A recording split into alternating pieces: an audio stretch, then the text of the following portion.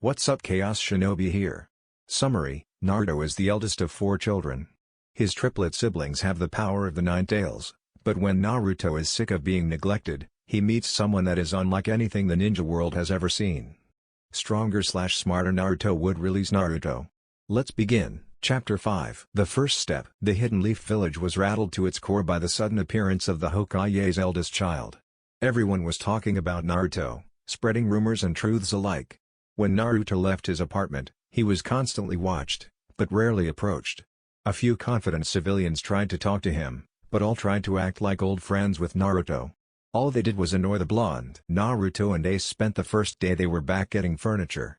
The penthouse in the shinobi barracks used to be occupied by the building's owner. He was a nice, old man that liked to host parties and listen to the shinobi talk about their missions. He passed a few years back, without an heir. The Hidden Leaf Council seized ownership over the barracks, but no one moved into the penthouse. Ace and Naruto couldn't understand why. The penthouse was on the 14th and 15th floors of the barracks. It had 3 bedrooms and 2 bathrooms, but the most attractive part of it was the open floor plan it had on the first floor. There was a sizable kitchen with a nice area that could be used for a dining room. The living room was under a loft area. It connected to the kitchen and dining room nicely. The walls were painted a subtle beige and the floor was brown hardwood. Naruto picked out some brown leather couches for the room while Ace picked out some paintings, weapons, and curtains to cover the walls and windows. At the end of the living room, navy blue curtains covered the floor-to-ceiling windows nicely. A few pictures of the first and second Hokage were hung by the door. On some of the walls, Ace had put up weapon sets that fit nicely. Naruto put up a few paintings in the rest of the blank areas, and they made the penthouse rather welcoming. They usually kept the curtains open, showing off a nice view of the village and the great stone faces in the distance. Upstairs were the bedrooms. Naruto stayed in the master bedroom. It wasn't that extravagant. Naruto didn't want to set much up. He had a desk in the corner next to a bookcase. On the desk were a few pictures of him and Ace from their travels. On the walls were some painting Naruto had picked up while they traveled the world. The room had a balcony with a small table and 2 chairs. His king-size bed was much nicer than he was used to. Ace told him to go all out with the bed, making a few jokes about sex being more enjoyable when the bed is soft. The other 2 rooms were rather bare.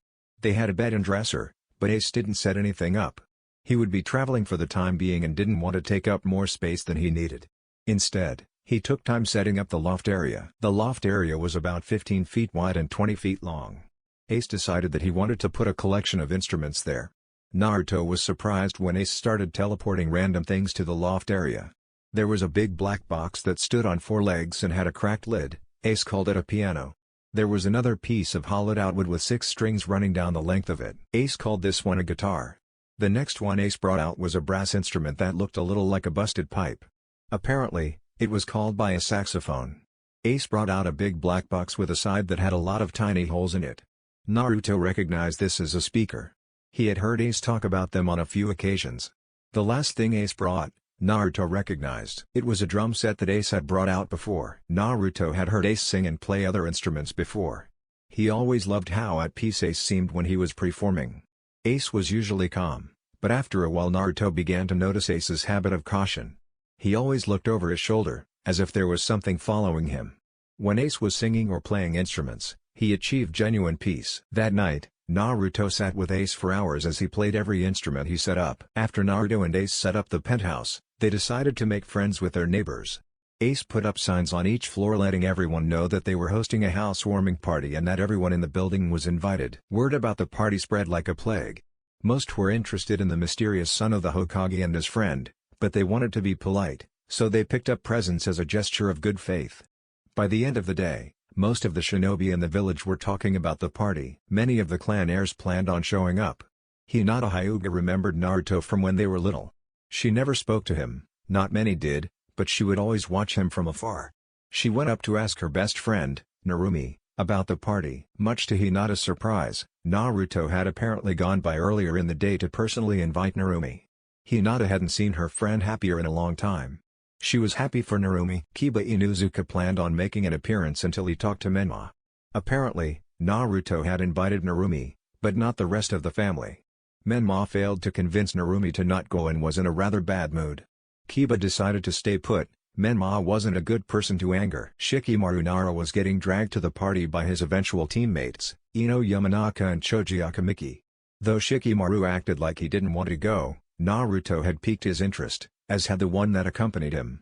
The Nara heir didn't take much convincing. The last group of Jinan that planned on stopping by was Team Guy. Neji was against the idea for the most part, but eventually his teammates Tenten and Lee wore him down enough that he relented. Naruto and Ace's apartment. Naruto stood with Ace, leaning up against the bar and looking out into the crowd of shinobi talking, laughing, and dancing in the living room. Ace had put on a playlist of music Naruto had never heard before, but those present seemed to enjoy it, so he didn't mind.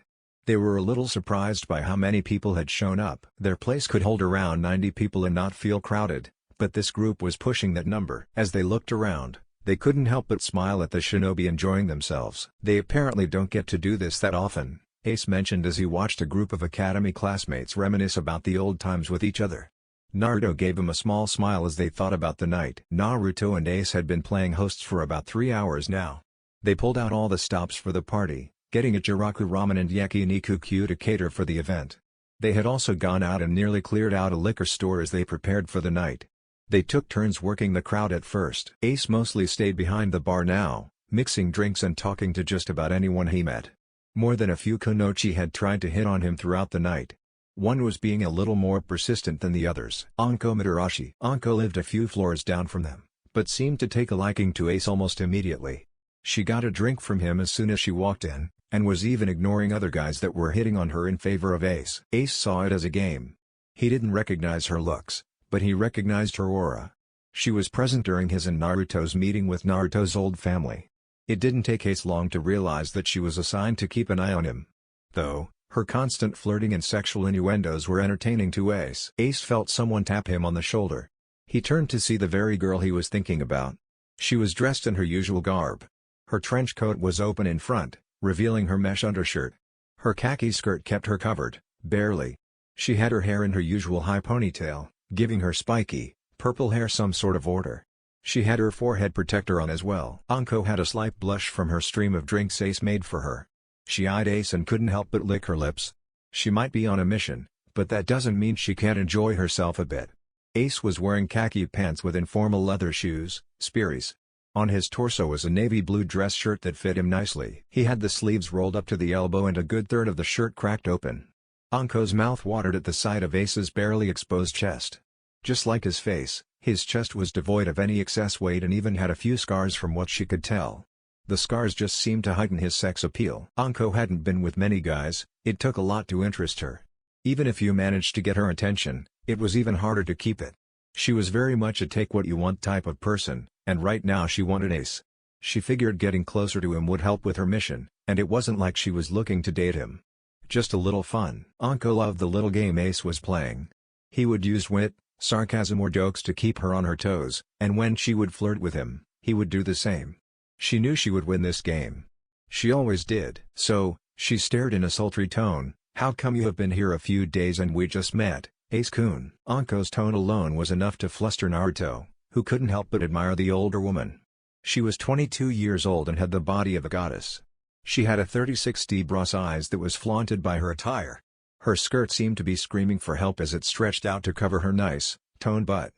The most sexual thing about her was her smirk. It was a smile that promised great pleasure if you played your cards right. "I know, right?" Ace began, shifting to face Anko. "I typically make a point to meet the beautiful women anywhere I go." Ace's words were so silky smooth Naruto wanted to put down his drink and applaud his brother. "Quite the smooth talker, aren't you?" Anko said playfully.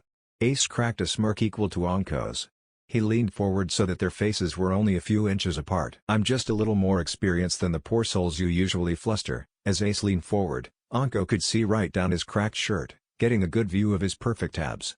Her mouth wasn't the only thing to water at the sight. "See something you like?" Ace asked innocently as he stood up again, breaking Anko's sightline. He didn't give Anko a chance to answer as he backed off. "If you would wait for me for one moment, I wanted to say something while I had everyone here." Ace then disappeared into the crowd of people behind him. Anko let out a low growl as Ace claimed victory that round. Naruto watched Ace snake his way through the group of dancing shinobi. More than a few tried to start a conversation with him, to which he responded by redirecting them to another nearby dancer. Naruto chuckled at the effectiveness Ace had in navigating the crowd.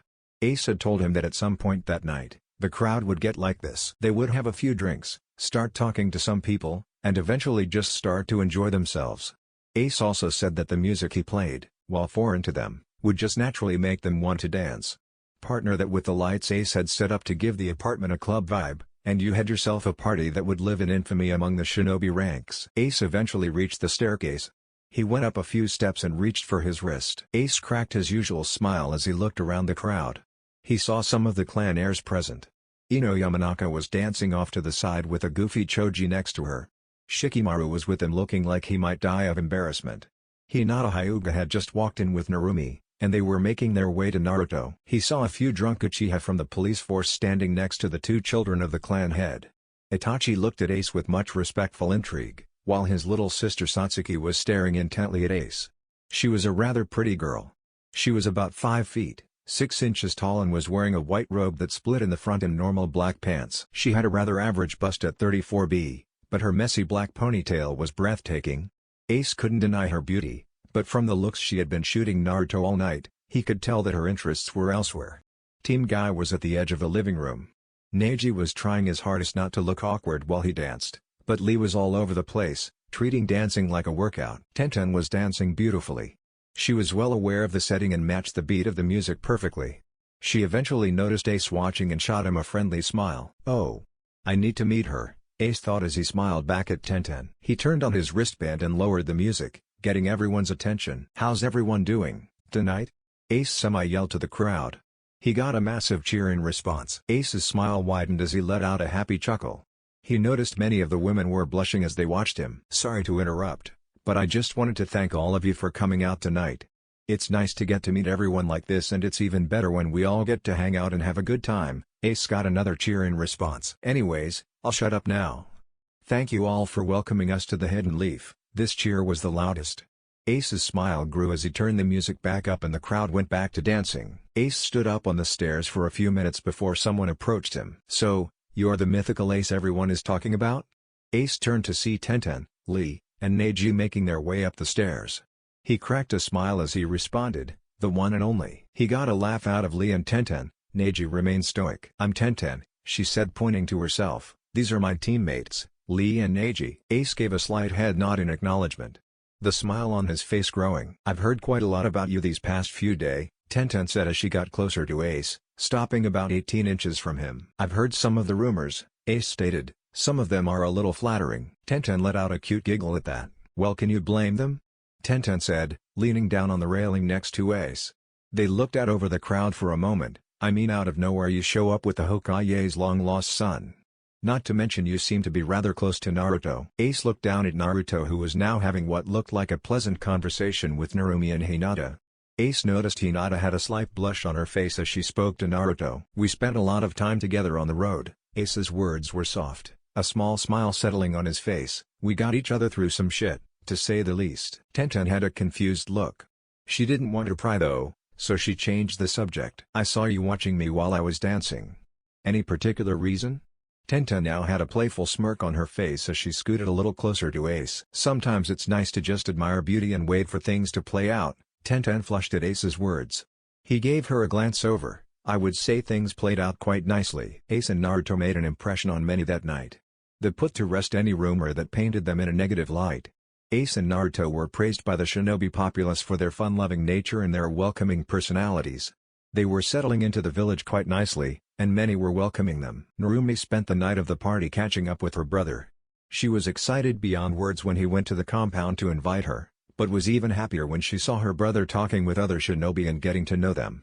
Rather than being treated as the Hokage's child, like her, Menma, and Mito often were, he was accepted because of who he was. He didn't act any different than them, and they seemed to love him for that. Naruto had learned acceptance from Ace.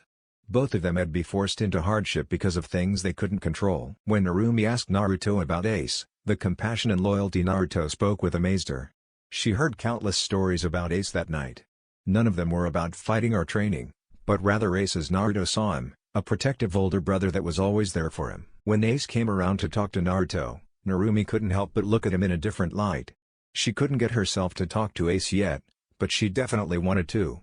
After listening to Naruto explain Ace, she realized why they acted the way they did in the meeting. They knew no matter how bad things got, no matter how stacked the odds were against them, they would be there for each other. The thought of it made Narumi happy, but not as happy as when she saw Naruto and Hinata hitting it off while talking about anything that came to mind.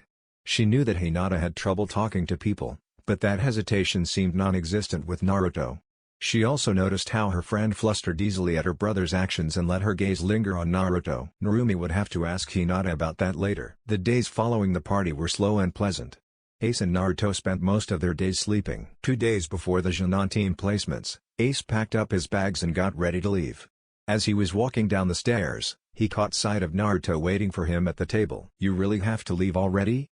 Naruto seemed sad, but his expression remained calm. Ace let out a small sigh. "Yeah," Ace started. He noticed the slightest of flinches from Naruto at the confirmation of his exodus. "I'm not gonna let them get a foothold here." Ace stood next to Naruto and placed a hand on his shoulder. "These are just the advance forces. We can't allow them to settle in. I have to keep them on the defensive. Your village won't survive if they go on the attack." Ace's words were soft, as he thought back to the slaughter that his enemies brought. Naruto had heard the stories from Ace. He knew that Ace wasn't exaggerating.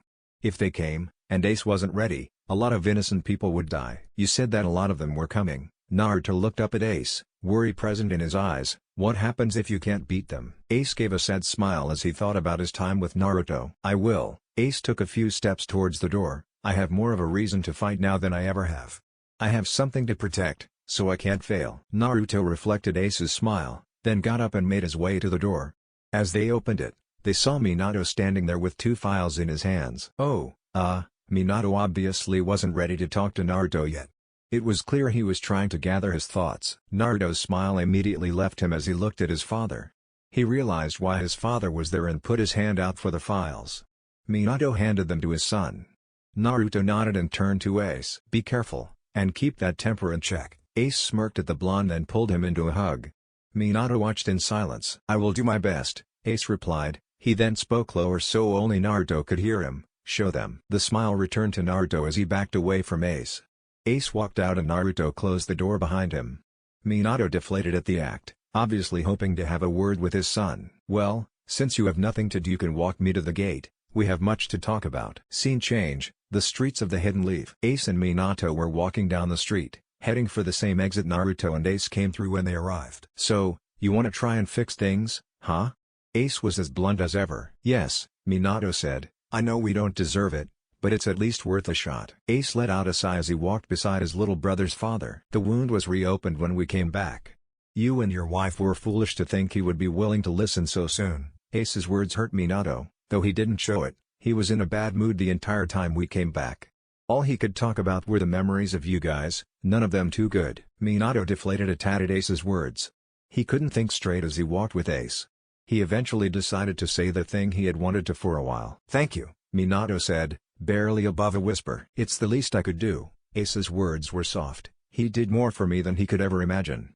I was in a dark place before I met him.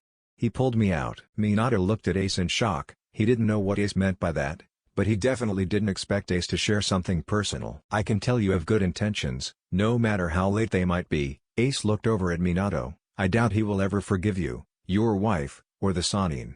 Naruto can't just forget what y'all did to him, nor should you expect him to." Minato sat and bit at his words. The man next to him was the one that knew Naruto best. If he was saying that Naruto might never forgive them, Minato had no reason to think otherwise. "But he doesn't hold the same animosity for your kids," Ace said, making Minato's eyes widen as his gaze shot towards Ace. "He never meant to hurt Narumi, and his feelings for Mito and Menma aren't exactly hostile. Which is more than I can say for those two." Minato knew that while Narumi always missed Naruto, Mito and Menma grew hostile towards their older brother. It made sense to him that Naruto wasn't overly angry with the triplets. "Menma is the worst from what I've heard. Naruto always told me he was a follower. He liked to be accepted, and would do anything it took to be accepted." Ace looked forward, even if that was harassing or talking bad about his brother. Minato thought back to when his children were little.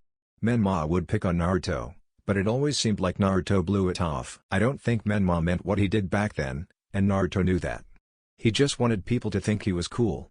From what I can tell, he even idolized Naruto when they were younger. Ace thought back to Menma's face when he saw Naruto. That feeling of betrayal from when Naruto left was probably what made him hate Naruto. Minato thought about what Ace said, and agreed. I find it interesting hearing this story from both sides. Minato remained quiet. I have heard Naruto's side of what happened between you all, maybe one day I will hear yours. Minato nodded. I think about what he said a lot. From what I can tell in the short time I have spent with you and your family, you understand what you did wrong and feel guilty for it. Ace stopped at the gate of the village and looked back at Minato. That by no means entitles you to his forgiveness, but there is a silver lining. Minato looked desperate for Ace's next words. Your kids still have a chance with him. Minato's eyes widened again. But you saw him hit Menma. Yeah, let's just let a Nine-Tails Jinchuriki get a free shot in. Sounds like fun to me, Ace said sarcastically. What I'm saying is that Mito and Menma can still patch things up with Naruto. I think the ship has sailed for you, but frankly, you should be happy that you kids still have a chance. Ace turned to walk out of the village. Thank you, for everything, Minato said, bowing slightly, tears forming in his eyes. If there's anything you ever need, just let me know. I'm gonna hold you to that, Ace said with a smile as he walked down the path. Minato wiped his eyes and thought about what Ace said. I won't let Menma and Mito waste this chance, Minato thought. It might be too late for us, but I will be happy if the kids can all be together again. Minato turned back and walked to his office, a small smile on his face. Time skip, 3 days later, Training Ground 7. Satsuki Uchiha sat with Hinata Hyuga underneath a tree, waiting for their teammate and Jonin-sensei. She was wearing traditional blue Uchiha garb with gray shorts, but had the sleeves cut off and her hair pulled back into a ponytail. She had her forehead protector on, as well as a look of great frustration. Satsuki and Hinata had been waiting for 2 hours for their sensei, Kakashi Hatake. He had told them that they would meet their third teammate today, but no one had shown up yet. Her patience was wearing thin as she heard someone approaching. Satsuki turned to see Naruto Namikaze Uzumaki walking up, looking half asleep. He was wearing black pants with black combat boots. He had a black muscle shirt on underneath a black cloak. He had 2 swords on his back and was carrying a long, golden staff. His hair defied gravity as the blonde spikes stood straight up. The last thing he had was his forehead protector, which was securely fastened around his head. Satsuki couldn't help but blush at the sight. She was angry at her new teammate, sure, but that didn't change the fact that he looked damn good. She was about to yell at him when Hinata jumped up from her seat next to Satsuki. "And Naruto-kun, what are you doing here?" Hinata seemed excited and nervous as she addressed the blonde. "This is where Team 7 was supposed to meet, right?" Naruto's words brought a smile to Hinata's face as she realized Naruto was the last member of their team. "Oh, this is Satsuki Uchiha, she is on our team too," Hinata said, motioning to Satsuki. The Uchiha walked up with an angry look on her face. "Where have you been? You were supposed to be here 2 hours ago." Satsuki got in Naruto's face, her yelling not bothering the blonde. "I'm gonna assume you don't know Kakashi, huh?" Naruto said with a deadpan expression. Before Satsuki could yell at him again, a puff of smoke went off behind them and was replaced by their white-haired sensei. "Know what about me, Naruto-kun?" Kakashi said in a suspiciously sweet tone. "Oh, just how you have a tendency to get lost on the path of life, Kakashi-san." Naruto turned to the Jonin with a smile. Kakashi couldn't help but smirk under his mask. He was the one that searched for Naruto all those years, using hounds and his own enhanced senses to search every nook and cranny of the elemental nations. He got pulled away frequently to do other missions, but he always went back to searching. He was always against how Naruto's family treated him, but was always too busy to go see the boy. Minato trusted Kakashi more than any other shinobi in the Leaf, so he always handled important business on behalf of the Hokage. When Kakashi was told of Naruto's return and desire to be a shinobi, Kakashi personally requested him. Kakashi was going to be there for Naruto this time, his other responsibilities be damned. Minato accepted Kakashi's request and partnered him with the Hyuga and Uchiha heiress, hoping to make a powerful team capable of taking on the Chunin exams in a few months. Hinata had a mastery over the gentle fist, getting all the way up to 64 palms easily. She was her cousin's rival in every sense of the word, but the girl was rather timid and disliked hurting people, which made her weak in her father's eyes. She was under constant scrutiny from her father and the elders of her clan, none of which saw Hinata in a positive light. She had the respect of the branch family and many in the main family, but those that made the decisions were dissatisfied with her. Satsuki was a little different. She lived in the shadow of her brother. Itachi was a once-in-a-generation prodigy. He was the only student since Kakashi to graduate early from the academy. He made Chunin at 10, and is currently an Onbu captain. One of the youngest in the history of the Leaf. She had something to prove, and a work ethic to match it. Kakashi was very happy with his team. He would push them as hard as he could. They could take it. He would prepare them for the hard lives ahead of them, and be there for them like his sensei was for him. Kakashi gave his team a glance over, then spoke. "My first impression of you all," Kakashi paused as he eyed the teens, "is that you are boring." Satsuki grit her teeth in anger. Hinata seemed more confused than anything else. Naruto was picking his ear, only half paying attention. Kakashi decided that introductions would have to wait, he wanted to test them now. He pulled out 2 bells from his pocket. "Here's how this is gonna go." Same time, Land of Demons. Ace was watching a group of Ligonians unload a ship onto an abandoned field. He noticed drilling equipment, weapons, and surveillance systems among the things the soldiers were unloading. So, this is where they want to set up a base. The ship that brought the Ligonians was massive, imagine an Alliance cruiser from Mass Effect. He watched as hundreds of soldiers poured out, all gathering into squads. There were 2,000 in all. They are all wearing black armor similar to the humans from Mass Effect. 2,000 in the advance party. How many are in the main force? Ace watched the sky for a moment. He noticed the slightest of changes in the sky. There is a second ship floating around.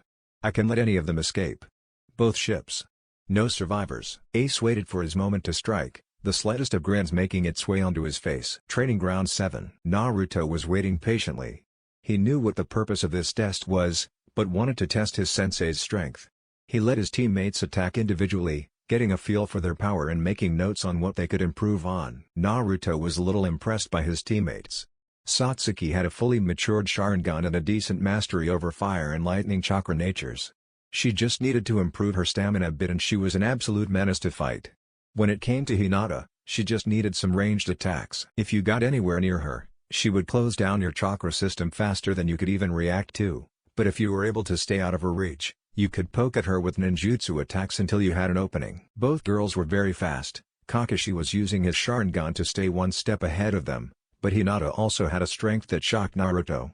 With her perfect manipulation of chakra, she was able to enhance her muscles like Tsunade did, then release large or small concentrations of chakra from her hands and feet. Kakashi was nothing to take lightly either.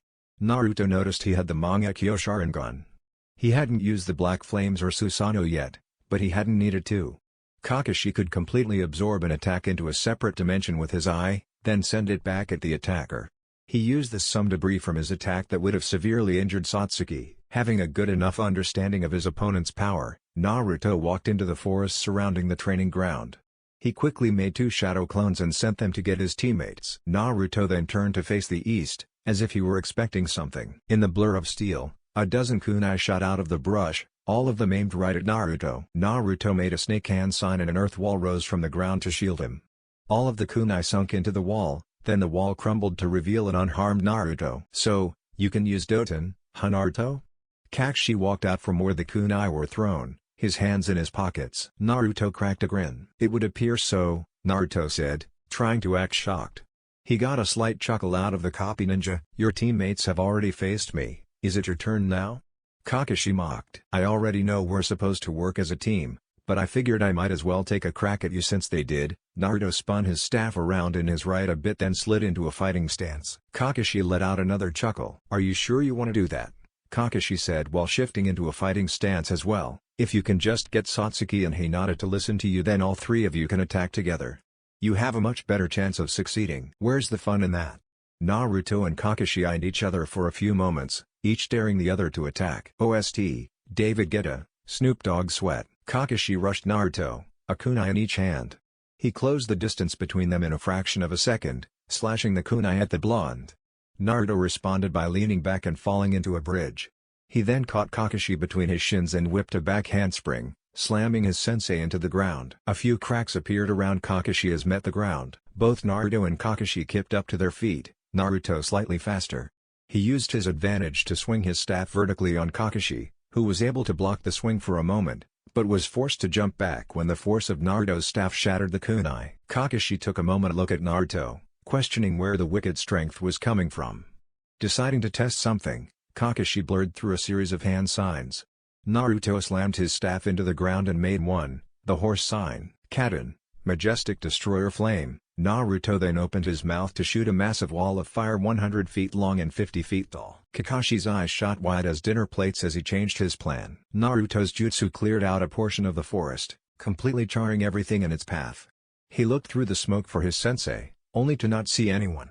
He took a deep breath and calmed his chakra, waiting to sense the slightest disturbance in the area around him. Naruto's eyes snapped open as he looked 45 degrees to the right and launched his staff.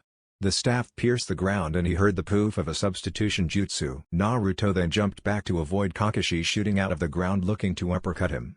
The blonde quickly drew one of his knives and threw it right at the still surfacing Kakashi. Not seeing any other option, Kakashi activated his Mangekyo, redirecting the blade back to its owner after it went through his Kamui. Naruto caught and sheathed the blade as he charged his sensei. He was about to land a bone-crushing knee to Kakashi's chest, when the copy ninja vanished in a flash of white. Naruto immediately turned to see Kakashi leaning against a tree, a tri-pronged kunai in his hand. "So, he taught you the Harashin?" Naruto asked rhetorically. Kakashi didn't reply. Instead, he threw out dozens of tri-pronged kunai over the scorched earth and what was left of the forest. "Surrender, Naruto." Kakashi's voice as serious as a heart attack. "Why? Things are just getting good." A massive smirk graced Naruto's features. OST End. Land of Demons. Ace was currently in the mid-air, descending through the night sky towards the ship that was landed below him. If he hit it correctly, he could detonate the fuel caches and destroy the entire ship.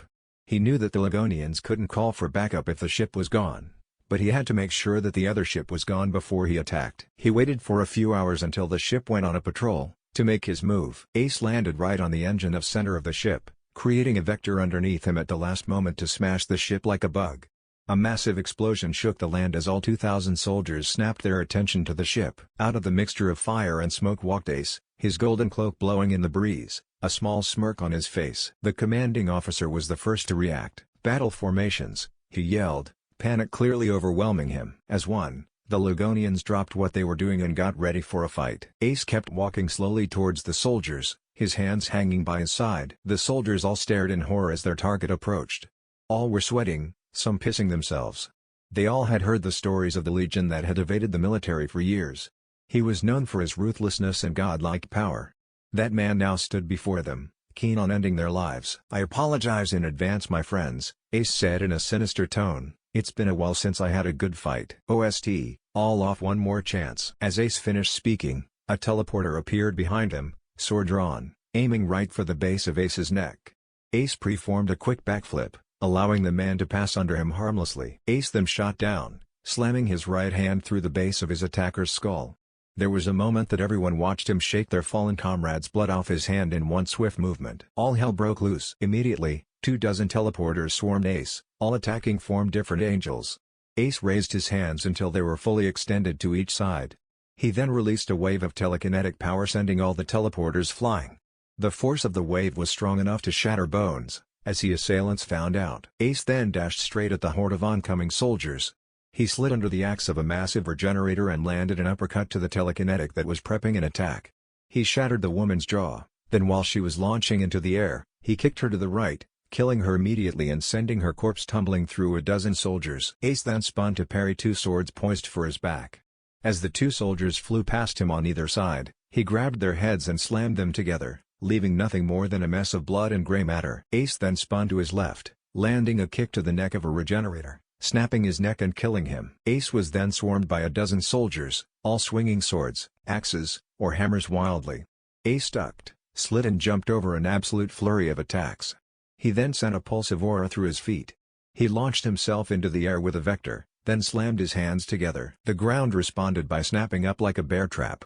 200-foot by 100-foot walls smashed together, killing hundreds not fast enough to get out of the trap. Ace looked at the remaining 1,400 soldiers all looking up at him.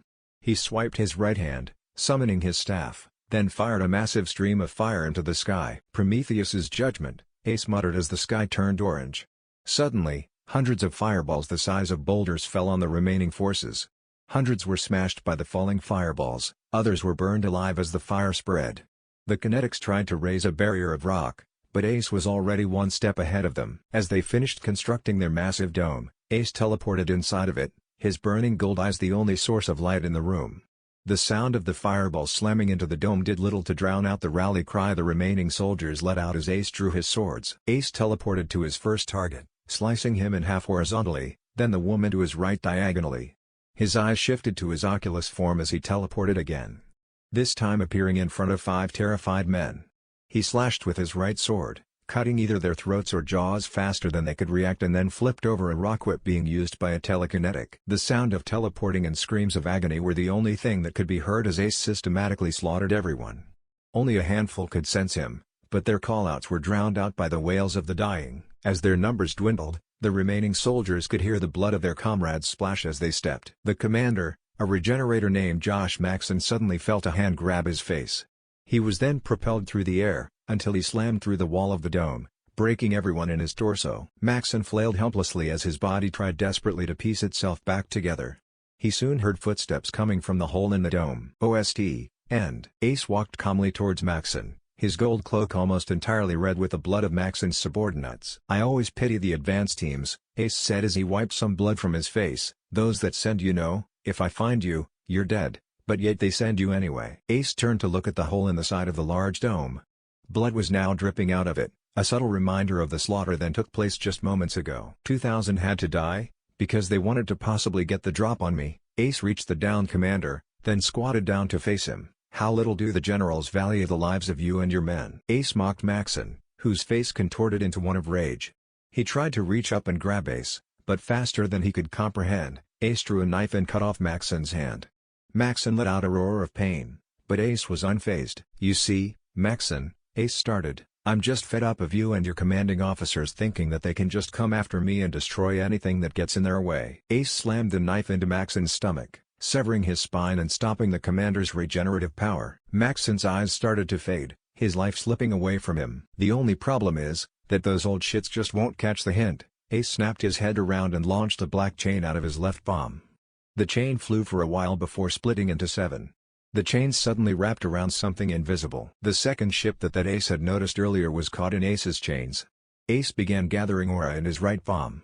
The energy spun rapidly, forming the shape of a diamond. "So, until they do," Ace looked over his shoulder, to the dying commander, "I just going to kill every last person they send at me." Ace closed his palm, absorbing all of the collected aura in the center of his palm, then calmly raised his palm, pointing it at the ship struggling to break out of his chains. Ace then released the built-out power in a golden cone of energy unlike anything Maxson had seen.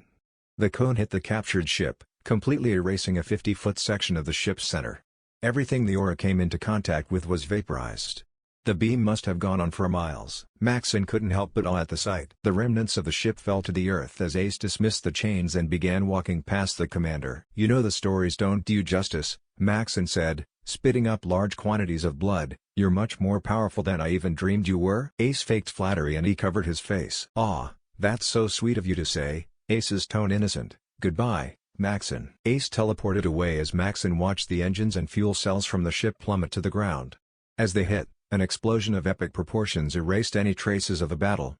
Instead, a crater over 1,200 feet deep and a mile in diameter scarred the land. Ace stood up on a mountain in the distance, observing the destruction. "Your move, live." Chapter 6, Naruto vs Kakashi. Kakashi started down his sensei's son. He looked past the blonde to assess the damage done by Naruto's previous attack. What the fuck was that attack? It was hard to believe a Jonin had that much firepower.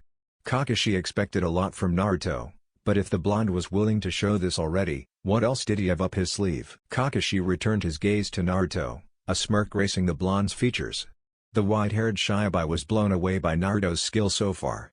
He moved like a seasoned veteran, but wasn't overcommitting like Jonin normally did. He didn't want to go all out against Naruto, but considering the fact that Naruto had forced him to use not just his Kamui, but also the Hiroshin, Kakashi felt like he shouldn't continue to underestimate the blonde. That was the smartest decision of the day. "Don't act scared now, Kakashi." Naruto's smirk grew sinister as he dismissed his staff. "It's been a while since I had a good fight." OST weak, AJR. Naruto dashed at his sensei, his speed on full display. Kakashi barely had enough time to block the flying knee aimed for his chin. The copy ninja tried to counter with a right hook, but Naruto saw it coming from a mile away. He swiped the punch up, then landed 3 quick punches to Kakashi's ribs, cracking some bones. Naruto then went for a roundhouse, but Kakashi Hiroshined away. Naruto turned to face his father's last student, his grin still present. "I warned you, Naruto." Kakashi then teleported, appearing at a kunai 10 feet behind Naruto. Rather than go for an attack, Kakashi threw 11 tri-prong kunai around the blonde, giving him multiple angles to attack from. When Naruto turned to face his sensei, Kakashi teleported again. this time launching a volley of ninja stars at Naruto. The blonde ducked under the attack, only to see a shadow settle above him. Kakashi flew through some hand signs. Katen, fireball jutsu, he yelled as a massive fireball descended upon the blonde. Naruto made 3 hand signs, futon, tornado. Naruto released a massive burst of air from his lungs. The air formed the shape of a small tornado, but completely absorbed the fireball. Kakashi teleported away from the now flaming tornado as he looked at Naruto. Doton, Katen, and futon? How the hell does he have 3 chakra natures? Kakashi watched as the fire tornado dispersed, showing a Naruto with slightly burned clothes. Not bad, Kakashi-sensei, Naruto said as he walked through the smoke, but if I'm supposed to come after you with the intent to kill, then the least you could do is return the favor. Kakashi looked at his student, looking for any hint that he might be bluffing. He didn't find any. Naruto seemed like he was barely affected by the last attack, even though he stood in the middle of the tornado. He had fired 2 powerful ninjutsu and didn't seem near his limit at all. You're not giving me much of a choice on the matter, Naruto. Kakashi had a sheepish grin behind his mask. Naruto started to gather a large quantity of lightning chakra in his right hand. Kakashi got ready to teleport out of the way, but Naruto turned his aim skyward, firing off a massive amount of chakra into the sky.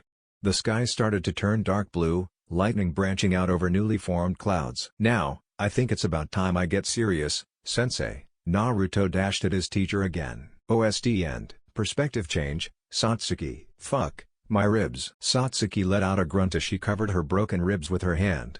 She was leaning up against a tree, her body covered in bruises, cuts, and scrapes. Sensei hits like a fucking truck. Satsuki had given Kakashi his best effort, even getting a finger on one of the bells, but at the end, it seemed like the copy ninja was just playing with her. The thought of that agitated her. He treated her like she wasn't even a threat, but an annoyance. In the distance, Satsuki heard an explosion. She turned to see a massive wall of fire clear out a portion of the forest. What the hell was that? Satsuki thought as she pulled herself to her feet. Just as she was about to head in the direction of the attack, she saw Naruto drop down in front of her. Naruto? She asked questionably, not wanting to fall for one of her sensei's tricks. But if you're here, who is fighting Kakashi? Satsuki had watched the fight between Hinata and Kakashi, hoping to get a feel for the copy ninja's power. I'm just a clone, Naruto said as he walked up to her. The real me is fighting Kakashi right now, but he sent me to get you and Hinata. He has a plan. The clone walked up to Satsuki, attempting to pick her up. He was quickly slapped away. I can carry myself, just lead the way, Satsuki ordered, an annoyed look on her face. The clone let out a deep sigh, then watched as a stream of electricity went into the sky. The slightest of smirks made its way onto his face. Perspective change, Hinata. I've gotta find Satsuki and Naruto. This exercise has to be about us working together. There is no way we can beat him on our own. Hinata was healed for the most part, having taken a few classes in medical ninjutsu. She was heading towards the sound of metal clashing. She activated her Byakugan just in time to see Naruto release a blinding attack at their sensei. Hinata had to look away, the chakra density nearly blinding her. She heard a noise behind her. Out of the brush came a shadow clone of Naruto. Naruto-kun, what was that attack? Hinata asked, more than a little curious about the blonde's ninjutsu. The real me is fighting Kakashi right now, the clone started. He sent me to get you and Satsuki. He has a plan. Hinata gave a firm nod and followed the clone through the forest. Naruto-kun, was that your attack? Hinata said, thinking about the destructive attack that just wrecked the entire training ground. Yeah, it was my. The clone was cut off by a streak of blue lightning shooting into the sky. We have to move, I will explain later. Hinata gave a skeptical nod, picking up the pace to match the clone. Perception change, Naruto. I just need to land one palm on him. Naruto was trying to keep track of Kakashi's teleporting, knowing that if he can place a seal on the copy ninja, he would be able to end the fight. What's wrong, Naruto? Kakashi taunted, seemingly from all around Naruto. I thought you wanted me to go all out? Naruto gave a slight growl in annoyance. While Kakashi was nowhere near as fast as Ace, Naruto didn't exactly want to tip his entire hand this early. Naruto went through a few hand signs, finishing with his hands clapped together. Futon, Gale Force. Naruto released a pulse of air from his palms, blowing back many rocks and ripping off some of the smaller branches from the nearby trees. The gust was just enough to disturb Kakashi's concentration, giving Naruto an opening. Naruto snapped his attention to the dazed Jonin and ran at full speed, tackling Kakashi through a tree trunk and slamming a hand on the copy ninja's chest. Kakashi spit up a little blood as he tossed Naruto off of him. Naruto landed about 10 feet away, a massive grin on his face. Kakashi tried to teleport, but felt like he was tied down.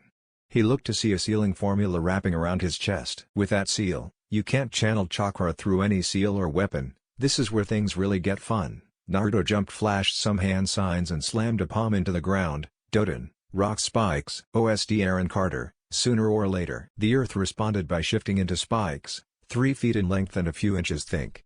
Dozens of them fired at Kakashi, who dodged most of them. He took a few scrapes on his legs and arms from the spikes, but didn't suffer any major injuries. In the blink of an eye, Naruto appeared in front of Kakashi, his speed far surpassing the Jonin's. The blonde slammed a punch right into Kakashi. The copy ninja barely blocked the punch, but was sent flying into the center of the clearing made by Naruto's majestic destroyer flame. Kakashi landed on his feet, feeling the cracks in his arms as he got ready for the blonde's assault. Naruto took off, sliding underneath Kakashi's guard, and kicking him in the side of the knee from behind. Kakashi crumbled to one as Naruto spun around the down Jonin, landing a kick right to Kakashi's head, sending him flying to the opposite edge of the clearing. Naruto beat Kakashi to the edge and wound up an axe kick. He brought the kick down right on Kakashi's chest. The ground around Kakashi shattered like glass as the copy ninja sat at the bottom of a 3-foot-deep crater. Kakashi spat up a large sum of blood, his mask turning red. Before he could react, he felt a hand wrap around his ankle. He looked up to see Naruto getting ready for another attack. The blonde used his hold on Kakashi to whip his sensei around and slam him into the ground.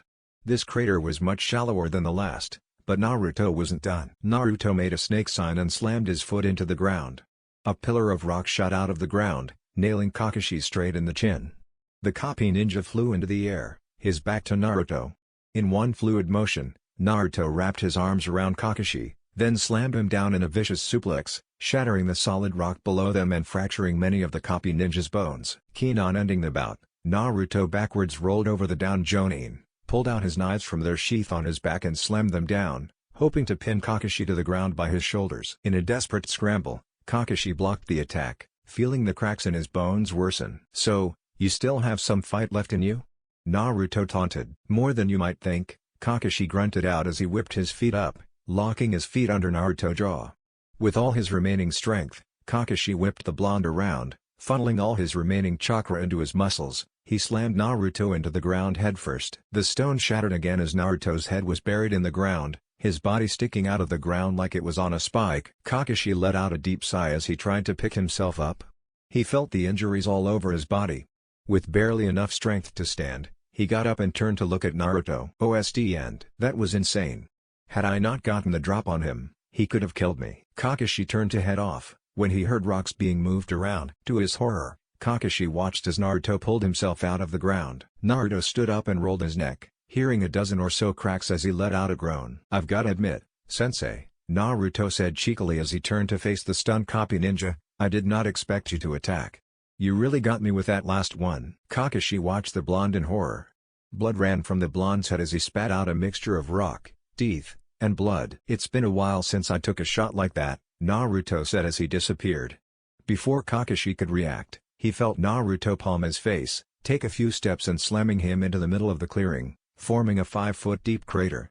Naruto then closed his open hand and the earth responded by strapping Kakashi's waist, legs, arms, and neck to the bottom of the crater. "While I don't really need to use this, I might as well show it to you since you've been a good sport," Naruto said, the lightning in the sky crackling louder and flashing more frequently than it had the entire fight. Naruto then jumped back to the edge of the clearing, landing on a tree. Kakashi tried to break free from the earth binding him, but he had no energy left. Naruto's hand erupted in blue-white lightning as he looked down at the helpless copy ninja. He slowly raised his arm into the sky as Kakashi heard a blood-curdling roar come from the heavens. He watched in horror as a massive dragon made of lightning made its way from the clouds. "Now," Naruto said with calculative eyes, "what will you do, Kakashi-sensei?" The dragon climbed back up into the clouds for a moment, then Naruto lowered his hand, pointing it directly at Kakashi. Kirin, perspective change, Satsuki and Hinata. Satsuki and Hinata had arrived at the battlefield around the same time, but before they could interfere, the clones stopped them. "Why can't we go in?" Hinata said forcefully, "You already said that you knew this was supposed to be a team exercise." One of the clones looked at Hinata, donning a smile. "And part of being a team is trusting your teammate." The other clone gave her a smile as well, before flashing a thumbs up. "Besides, I don't think you want to get in between the boss and sensei right now." The clone shifted his gaze to the battlefield, watching Kakashi teleport around unpredictably. "Fine, but if things take a turn for the worse, you aren't stopping us," Hinata said threateningly. The clones let out a nervous laugh and inched away from the Hyuga. "Kakashi is using the Hiroshin, are you sure the real you can handle that?" Satsuki asked, her gaze never leaving the battle. "Just watch," one clone said. All of their attention shifted to the battle. As if on cue, Naruto let out a burst of air from his hands, disorienting all of them as well as Kakashi. They watched as Naruto tackled Kakashi and placed a seal to interrupt Kakashi's teleporting, their thoughts almost identical. How is he that advanced in Fuinjutsu? While they knew Kushina and Minato were two of the best seal masters ever, for Naruto to develop a seal that can disrupt the Yellow Flash's most dangerous jutsu was amazing. They continued to watch the fight, in complete awe of their teammate. As Naruto displayed his speed, Hinata and Satsuki couldn't help but go slack-jawed. Naruto was so fast, their dojutsu could barely keep up. They watched in a mixture of awe and horror as Naruto landed blow after devastating blow on the copy ninja. Each punch, kick, or slam roared like thunder.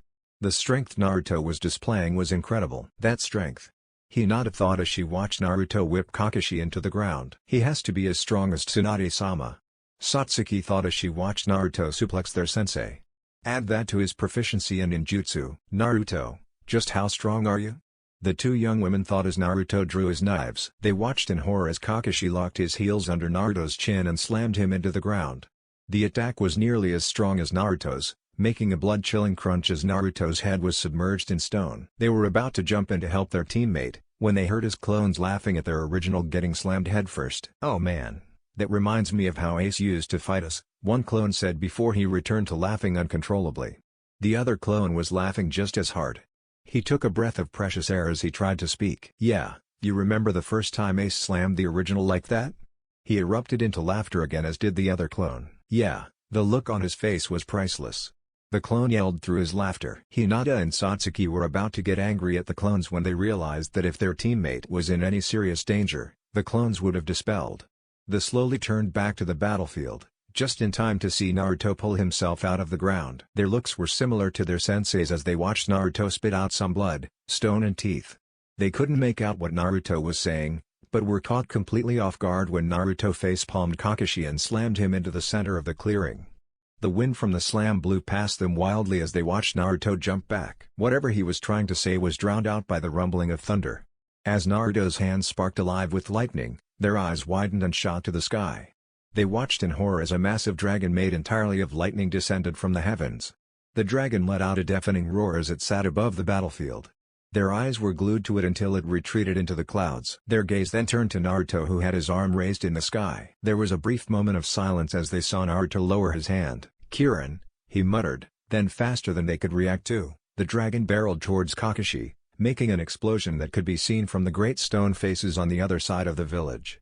They were blasted back by the shockwave but were caught by the two clones, that then jumped away to safety. The explosion shook the entirety of Konoha. The sheer quantity of chakra getting the attention of every shinobi in the village. The entire training ground was rendered into a field of debris and stone. Fires and branches were strewn all over the field. Hinata and Satsuki were making their way back to the ground, still in the arms of the clones.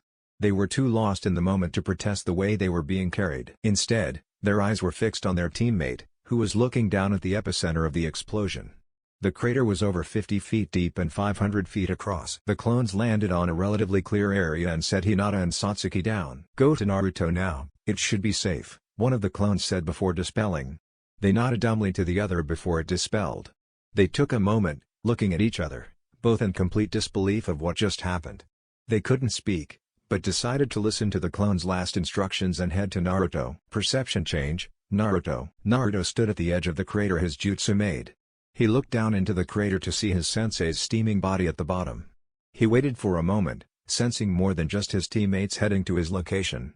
His teammates showed up first. "Naruto-kun," Hinata said as she landed next to him, "are you okay?" Naruto smiled slightly as he turned to face them. "Yes, thanks for asking." The blood on the side of his head and mouth made them a little skeptical. "And Naruto," Satsuki stuttered as she looked down into the crater. Their sensei was still at the bottom of it. What was that attack?" Yeah, sorry about that. You two were a little closer than I would have liked.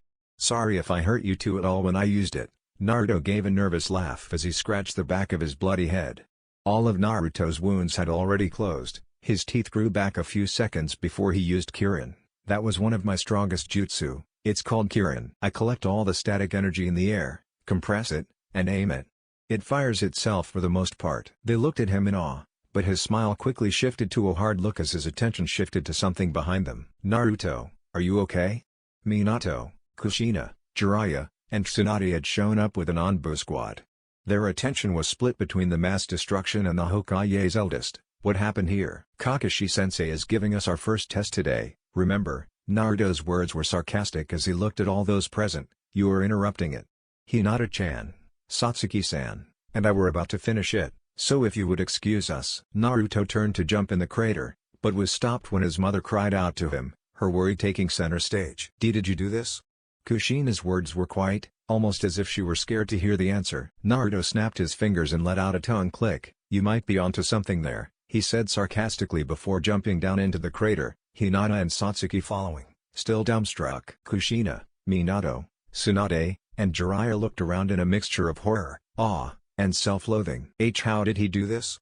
Tsuan said as she looked around at the training field she had once used as a Jinan. Instead of the green grass and abundance of trees, she saw a wasteland. That attack. Jiraiya started before he remembered the massive explosion that he felt from the Hokage's office. Rain started to fall, soaking all of them. Naruto. Kushina's tears were being hidden by the rain now as she thought about her son. Minato was standing, his mouth agape, and his knees shaking at his son's response. His mind was racing. How? Who taught you this? Is this even your full power, Naruto? The last thought terrified Minato. He could tell from looking at Naruto, aside from the blood on his head and mouth, his son seemed completely fine. Minato looked back to his son who was now at the bottom of the massive crater, looking down at his former student. He couldn't imagine his son having this type of destructive capability. The triplets could barely achieve this, but they had trained under the best Konoha had to offer their entire lives. The thought of Naruto becoming this powerful on his own terrified Minato.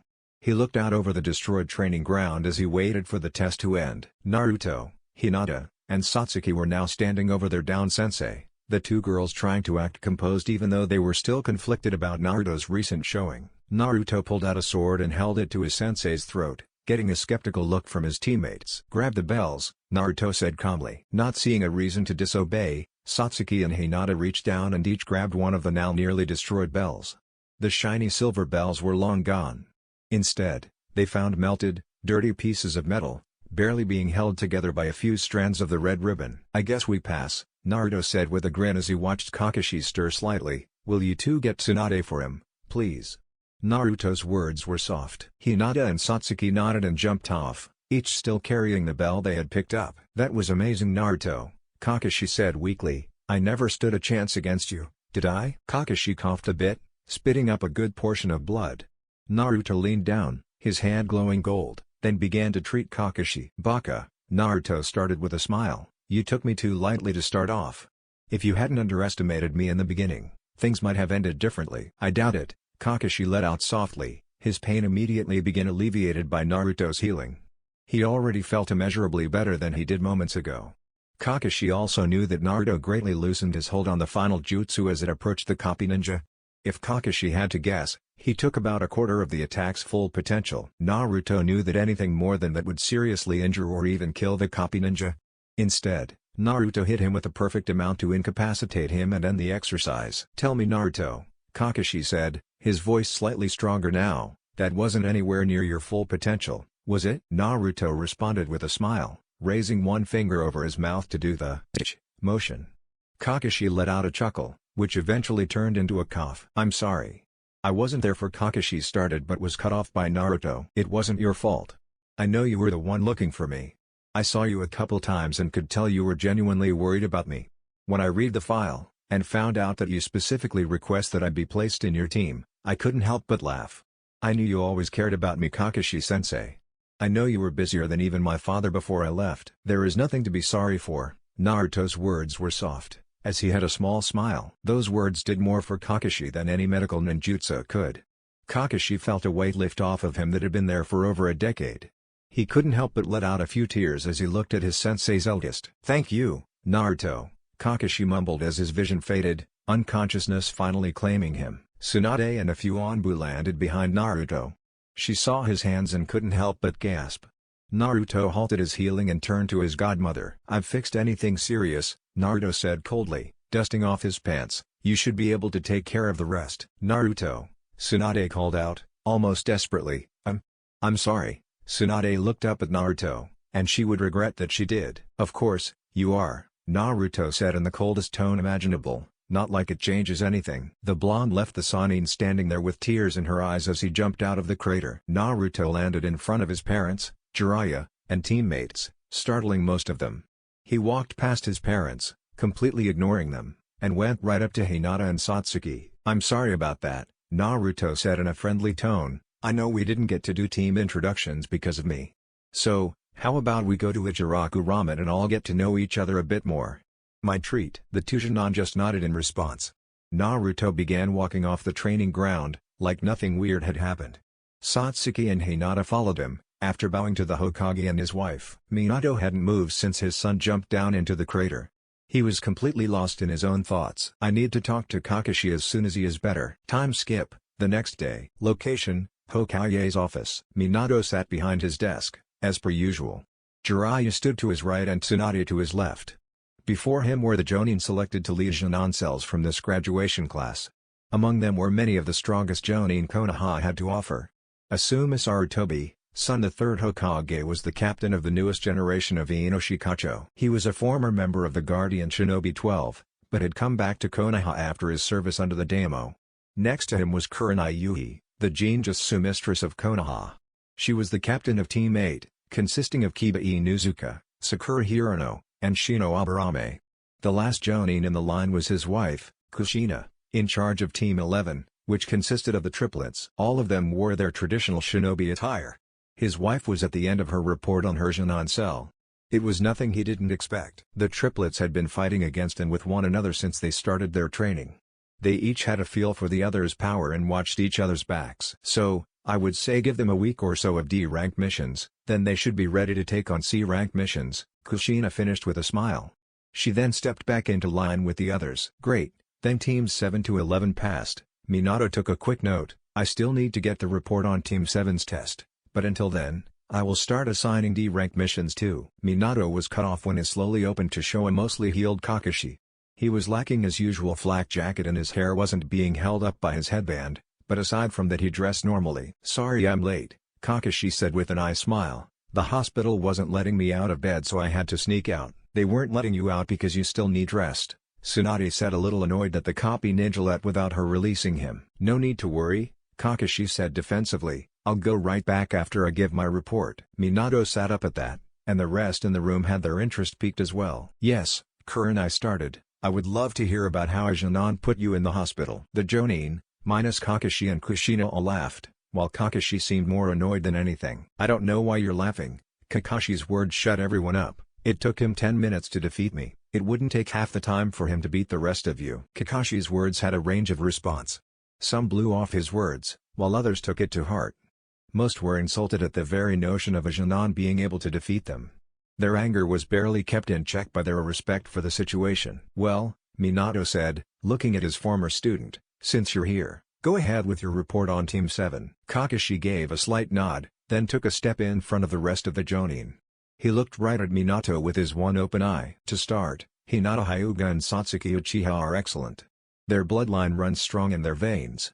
Satsuki can sling destructive ninjutsu like it's second nature to her, and if you get anywhere near Hinata, your chakra network is as good as shut down." Kakashi stretched a bit, still feeling one of the shots he took from Hinata. "They are likely going to be among the best in their clans when they grow up." Kurenai had a happy smile as she thought about Hinata. She had personally trained the girl for a few years, helping her out of her shell and making her into a confident young woman. "What about Naruto?" Minato's words were short, but filled with curiosity and desperation. Kakashi started, then took a moment to think about their fight. "Well, for starters, he found out the meaning of the bell test almost instantly. He let Hinata and Satsuki attack first so they would be more willing to work together after realizing they can't fight me alone." Kakashi looked around the room, taking note of how closely Kushina was listening. "When we started to fight, he used a golden black staff. It was about 2 meters long." Kakashi then shifted his attention to Minato. "He used it perfectly, no obvious holes in his technique. He even shattered 2 chakra-enhanced kunai I was using." This enticed murmurs from those present, but they silenced when Kakashi started talking again. I then separated from him, deciding to attack from a distance. Kakashi let out a low chuckle. That was when things went downhill. Before anyone could react, Kakashi continued his report. I started going through the signs for Fireball Jutsu, but Naruto made one hand sign and used Majestic Destroyer Flame. At that, many of the Jonin erupted into grumbles. Asuma was the only one to speak out. You mean to tell me that a Jonin used a Kaden Jutsu that Madara Uchiha created? Asuma was obviously skeptical. He used it perfectly, Asuma, Kakashi said, deadly serious. It was unlike any Kaden Jutsu I have ever seen. I had to use the Hiroshin to escape. This got everyone's attention. Most of those present knew that Kakashi had started training with Minato in an attempt to learn the Hiroshin, but it was never public knowledge whether he succeeded or not. Minato had known about his former student completing his training, but he was curious how Kakashi had been defeated after using the Hiroshin. He wasn't the only one with that question either. How was he able to counter the Hiroshin? This question came from Jiraiya. He used a seal that didn't allow me to exert my chakra onto any seals or weapons. Kushina and Minato's eyes widened at that while most others gasped. What could something like that do if it ended up in the hands of our enemies? Kurenai asked as she thought about how disastrous that could be. To think he is that far along in Fuinjutsu. Minato started, losing himself in his thoughts. Jiraiya was in an equally stunned state. He, Minato and Kushina had just recently come up with a counter to the Hiroshin, and that took them years to accomplish. For Naruto to be able to do that on his own was unimaginable. But didn't he still have to place the seal on you? There's no way he could keep up with you when you were using the Hiroshin. Tsunade seemed like she was desperate for an explanation now. When I tried teleporting around to different markers to disorient him, he responded with a futon jutsu that disrupted my timing for a second. That was all he needed to close in on me and place the seal. Kakashi held his chest, still remembering the tackle and palm strike he took when Naruto placed the seal. Wait, so he could use futon and Kaden? Kushina asked from behind Kakashi. Doten and Raiten as well. He used Doten for both attack and defense but only used one Raiten jutsu. Many in the room were outright questioning Kakashi now, blurting out question, obviously not believing the copy ninja. Silence. Minato shut them all up with one word, and a bit of chakra. What happened after he placed the seal on you? To put it bluntly, he kicked my ass, the copy ninja said nervously. He moved too fast for me to react and just threw me around the clearing he made with his Kaden jutsu. His punches were as hard as Guy when he's opened the sixth gate. Maybe even harder. Everyone was too stunned to speak now. He landed a combo on me that fractured most of the bones in my arms and legs. Add to that the kicks and punches I took to my jaw and chest. I'm lucky to still be in one piece. Kakashi thought about the one attack he landed on Naruto. The only hit I got on him was when he thought I was defeated.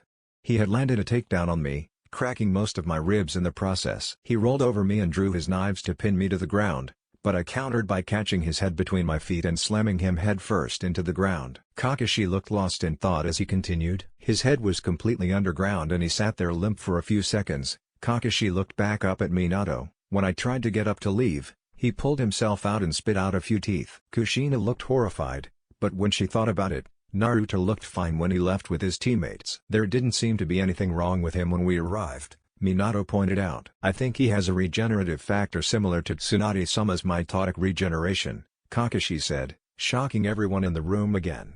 But none as much as Tsunade. The only thing is that it seemed natural.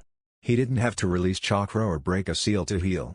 By the time he pulled himself out of the ground, he was talking normally. This baffled everyone in the room as they found it hard to believe the copy ninja. I am more than willing to get Inoiki in here and let him confirm everything I am telling you, Kakashi said more to the room than to Minato. That won't be necessary, I trust you. Minato looked over at the other Jonin, as the rest of us should. The Jonin all looked away, most ashamed of their actions. Continue please, Minato said, returning his attention to Kakashi. The copy ninja responded with a firm nod. While I was in awe of the fact that he was still conscious, Naruto seized the opportunity and pinned me to the center to the clearing using Doten. Kakashi then looked around for a moment. Before the Jonin could swamp Kakashi with questions, Minato sat forward. What was the Raiten attack he used? Minato asked. All eyes shifted to Kakashi immediately after. He called it Kirin. Kakashi felt an ache in his body as he remembered Naruto's last attack. That was the attack that completely destroyed the training ground.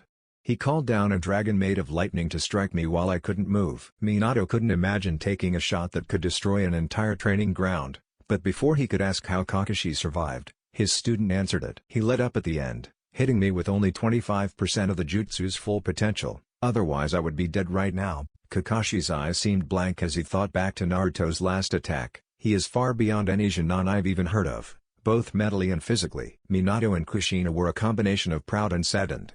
They were proud of the fact that Naruto had come so far, but sad that he had done it without them. My recommendation for Team 7 is that you put us on active duty as soon as I am released from the hospital. Kakashi stood straight up as he completed his recommendation. It would be a waste to have the three on my sit in the village doing D-rank missions. They could help alleviate the recent influx of jobs we have been receiving from the Land of Wind. Minato was shocked at the suggestion. There had never been a Jonin team that didn't do at least a few weeks of D-rank missions before heading out on their first real mission. All of the Jonin started at him in shock. If a Jonin team messed up on a mission, it was very likely that lives would be lost. For a captain to proceed without the D-rank training period was beyond gutsy. Are you sure about this, Kakashi?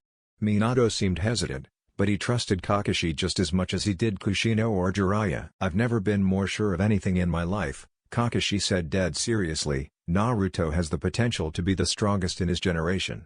He is a prodigy that we can't afford to hold back anymore. I trust him to watch my back and his teammates trust him.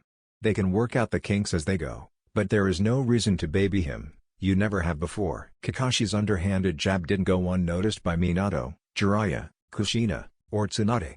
Minato took a moment to think before he let out a sigh. Fine, we will do this your way, Kakashi. Minato stood up and looked at the Jonin. I will begin preparing D-rank missions for all of your teams, with the exception of Team 7.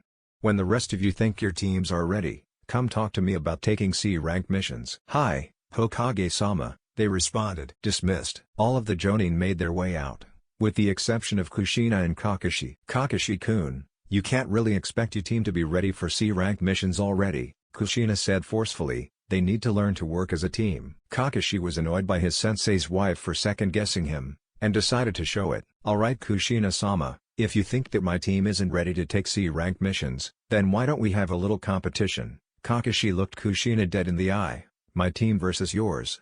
I'm sure Naruto would love to get a few shots in on Menma and Mito. Kushina prickled at the copy ninja's words, but was kept in check by Minato. That's enough, both of you. Minato looked at Kakashi. I trust your judgment and I know that you will take care of your team. You and your team will escort and protect a bridge builder named Tazna. I'll send the mission details to your hospital room. You leave in 5 days. Kakashi gave a firm nod and walked out of the office. Jiraiya took the opportunity to speak. From what Kakashi said, the Toad Sage started, you don't think that Naruto could be. As Jiraiya fell silent, those still in the room did the same. All of them lost in their own thoughts. Time skip, 5 days later. Perspective, Ace. Ace stood at the bottom of a valley in the Land of Wind, ankle deep in the blood of fallen soldiers. All of their bodies decorated the valley like a sick art display. Over 800 were in this party, most of them seasoned veterans with accomplished track records. Nothing they experienced compared to this. Ace took a few breaths as he cleaned off his swords. He walked over to the body of a teenager on the bank of the river. Ace couldn't help but pity the poor kid. He said a silent prayer for the teen and teleported away, leaving the mass slaughter there as a warning to the remaining forces. After a few hours of the bodies decaying, a group of 3 women teleported to the center of the valley. The 3 looked around at the scene, one barely able to hold her lunch down. So, this is what he is capable of? A beautiful brunette said, as she leaned over to close the eyes of a fallen soldier. We haven't been contacted by the other 5 advanced parties. It is likely that they suffered the same fate. The brunette's words were short, but weighed heavy on the other 2 women present. Another beautiful young woman with purple hair and nearly pale skin looked around the scene, looking for any signs of life. I don't get it, the purple-haired one said. He has never attacked like this before. Why is he doing it now? She directed her question at the last woman present. This one was just as young as the purple-haired one. Her waist-length blonde hair seemed to glow in the moonlight. She was gorgeous as well. Her fair skin and high cheekbones were the envy of many. No, but he has also never had a reason to, the blonde said softly. Well, what do we do now? The brunette asked. We are down over 7,500 soldiers and we don't even have a foothold here yet. She was obviously mad, not at those with her, but at the wasted lives and resources. We fall back for now, the blonde said. He isn't letting us get set up for a reason. We need to find him before we can do anything else. Send a team to retrieve the bodies and clean up. But Captain, wouldn't seeing something like this demoralize the troops? The purple-haired beauty asked, worry heavy in her voice. They know what we're up against, the blonde captain said solemnly. This should remind them of how dangerous this mission is. She got a firm nod from the other 2 women. They began walking back to her as she stared up at the full moon. "Ace. Please stop this." Captain Olivia, the purple-haired woman said, trying to get the Bonji's attention. "Sorry, Psycho, I was just thinking about something." Olivia's voice was soft. She extended her hand and the other two grabbed onto it. The three teleported away, the sound of their departure echoing through the valley. Time skip, a few hours. Perception change, Naruto. Naruto was waiting with his teammates by the gates of the village. They had their first mission today, and would be gone for a few weeks. Naruto was happy to be heading out. He loved traveling around with Ace, and was getting a little annoyed with his parents constantly keeping an eye on him. Ever since word got out about him destroying Training Ground 7 during his team's test, many of the villagers tried to get close to him. A few older Genin tried to act all buddy-buddy with him, but only angered Naruto. Most of the people in his apartment complex congratulated him, some even treating him to meals or taking him out for drinks, gestures that were appreciated by the blonde. Naruto tried to bond with Hinata and Satsuki as well. While at first, the Uchiha heiress was skeptical of the blonde, Hinata talked her down and they started to form very close bonds. Satsuki loved to talk with Naruto, especially when he was talking about his travels. Satsuki and Hinata always wanted to travel the world, but their fathers were on the protective side, more for clan reasons than personal ones. Naruto won over the Uchiha heiress when he offered to help her train. They sparred a bit, Naruto easily beating her, but pointing out her mistakes, helping her patch up the holes in her fighting styles. When he wanted to help her with ninjutsu, he invited Hinata to join them. He told Hinata that it would benefit her to add some ranged ninjutsu to her arsenal, just in case she can't get close enough to use her gentle fist. They started seeing results almost immediately. Naruto tried to personalize their training as much as he could, which amazed the two dojutsu heiresses. He seemed to have a firm understanding of their power and how to help them grow. Kakashi got to see his team's new forming friendship when they would come to visit him. Most of the time it was after a training session. They would bring him some food from wherever they ate and talk with their captain about a wide range of topics.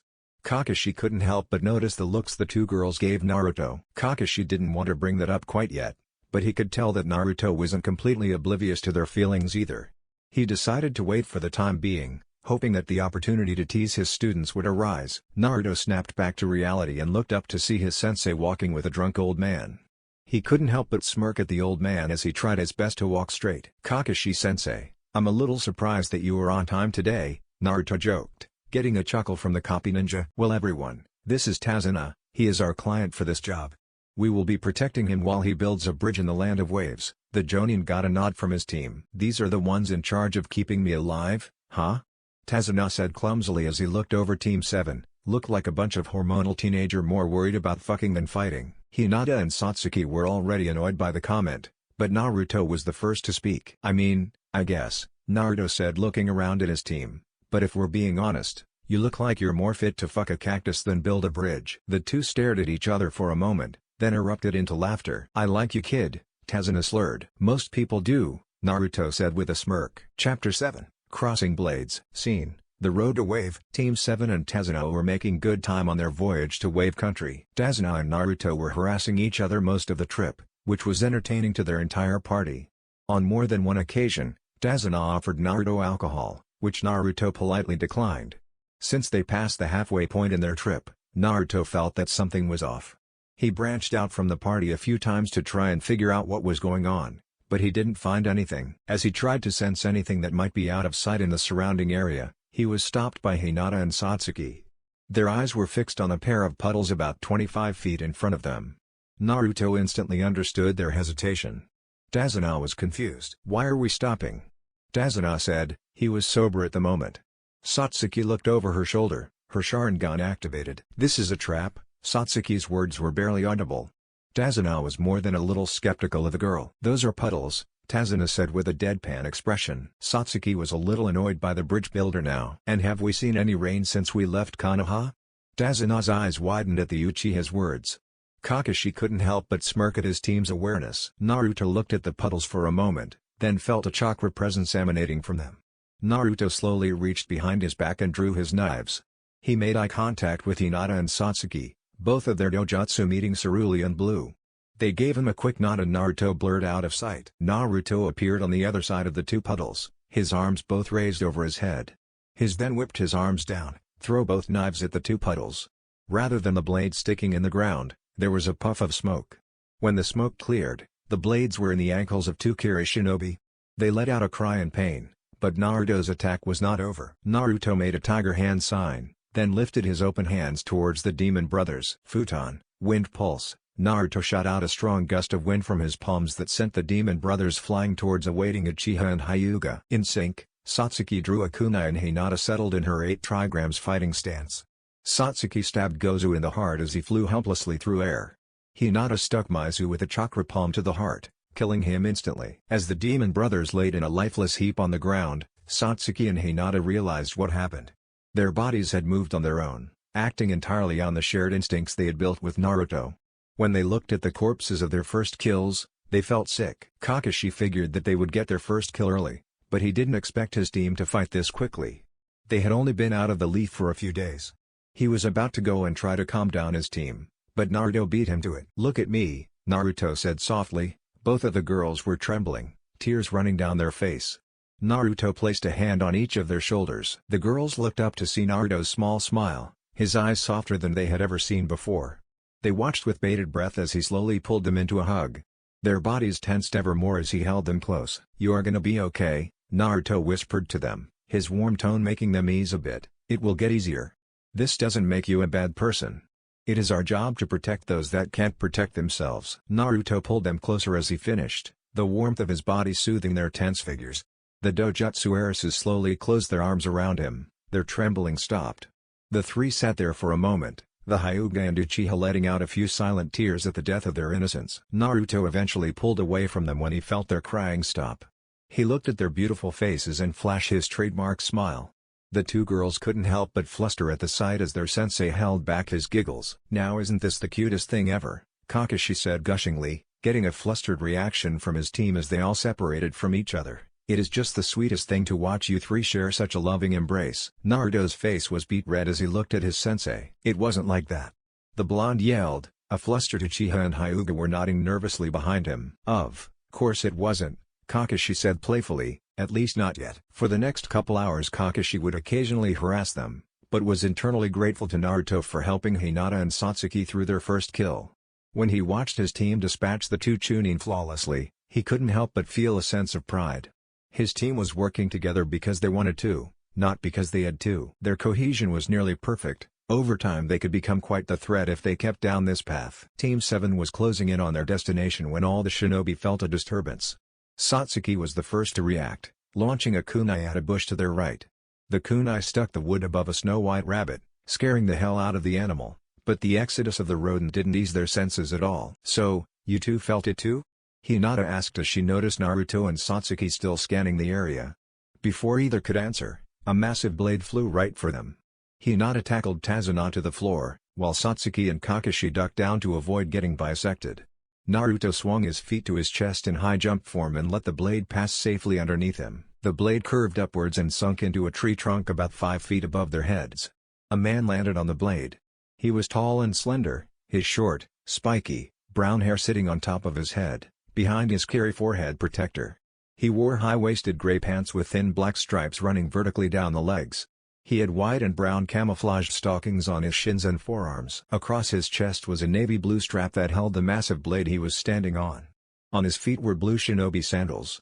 His face was covered in medical bandages, but his eyes bore into the leaf shinobi. "Zabuza Momochi," Kakashi said, recognizing the wielder of the executioner's blade, the demon of the mist. Zabuza let out a deep chuckle that sounded almost demonic. Kakashi of the Sharingan, Zabuza gave a quick look over the rest of the team, his eyes settling on the blonde with dual swords on his back that was standing up on a tree branch across from him. No wonder the demon brothers failed to take down the bridge builder. Zabuza let out another laugh as Kakashi raised his forehead protector, revealing his Sharingan for the world to see.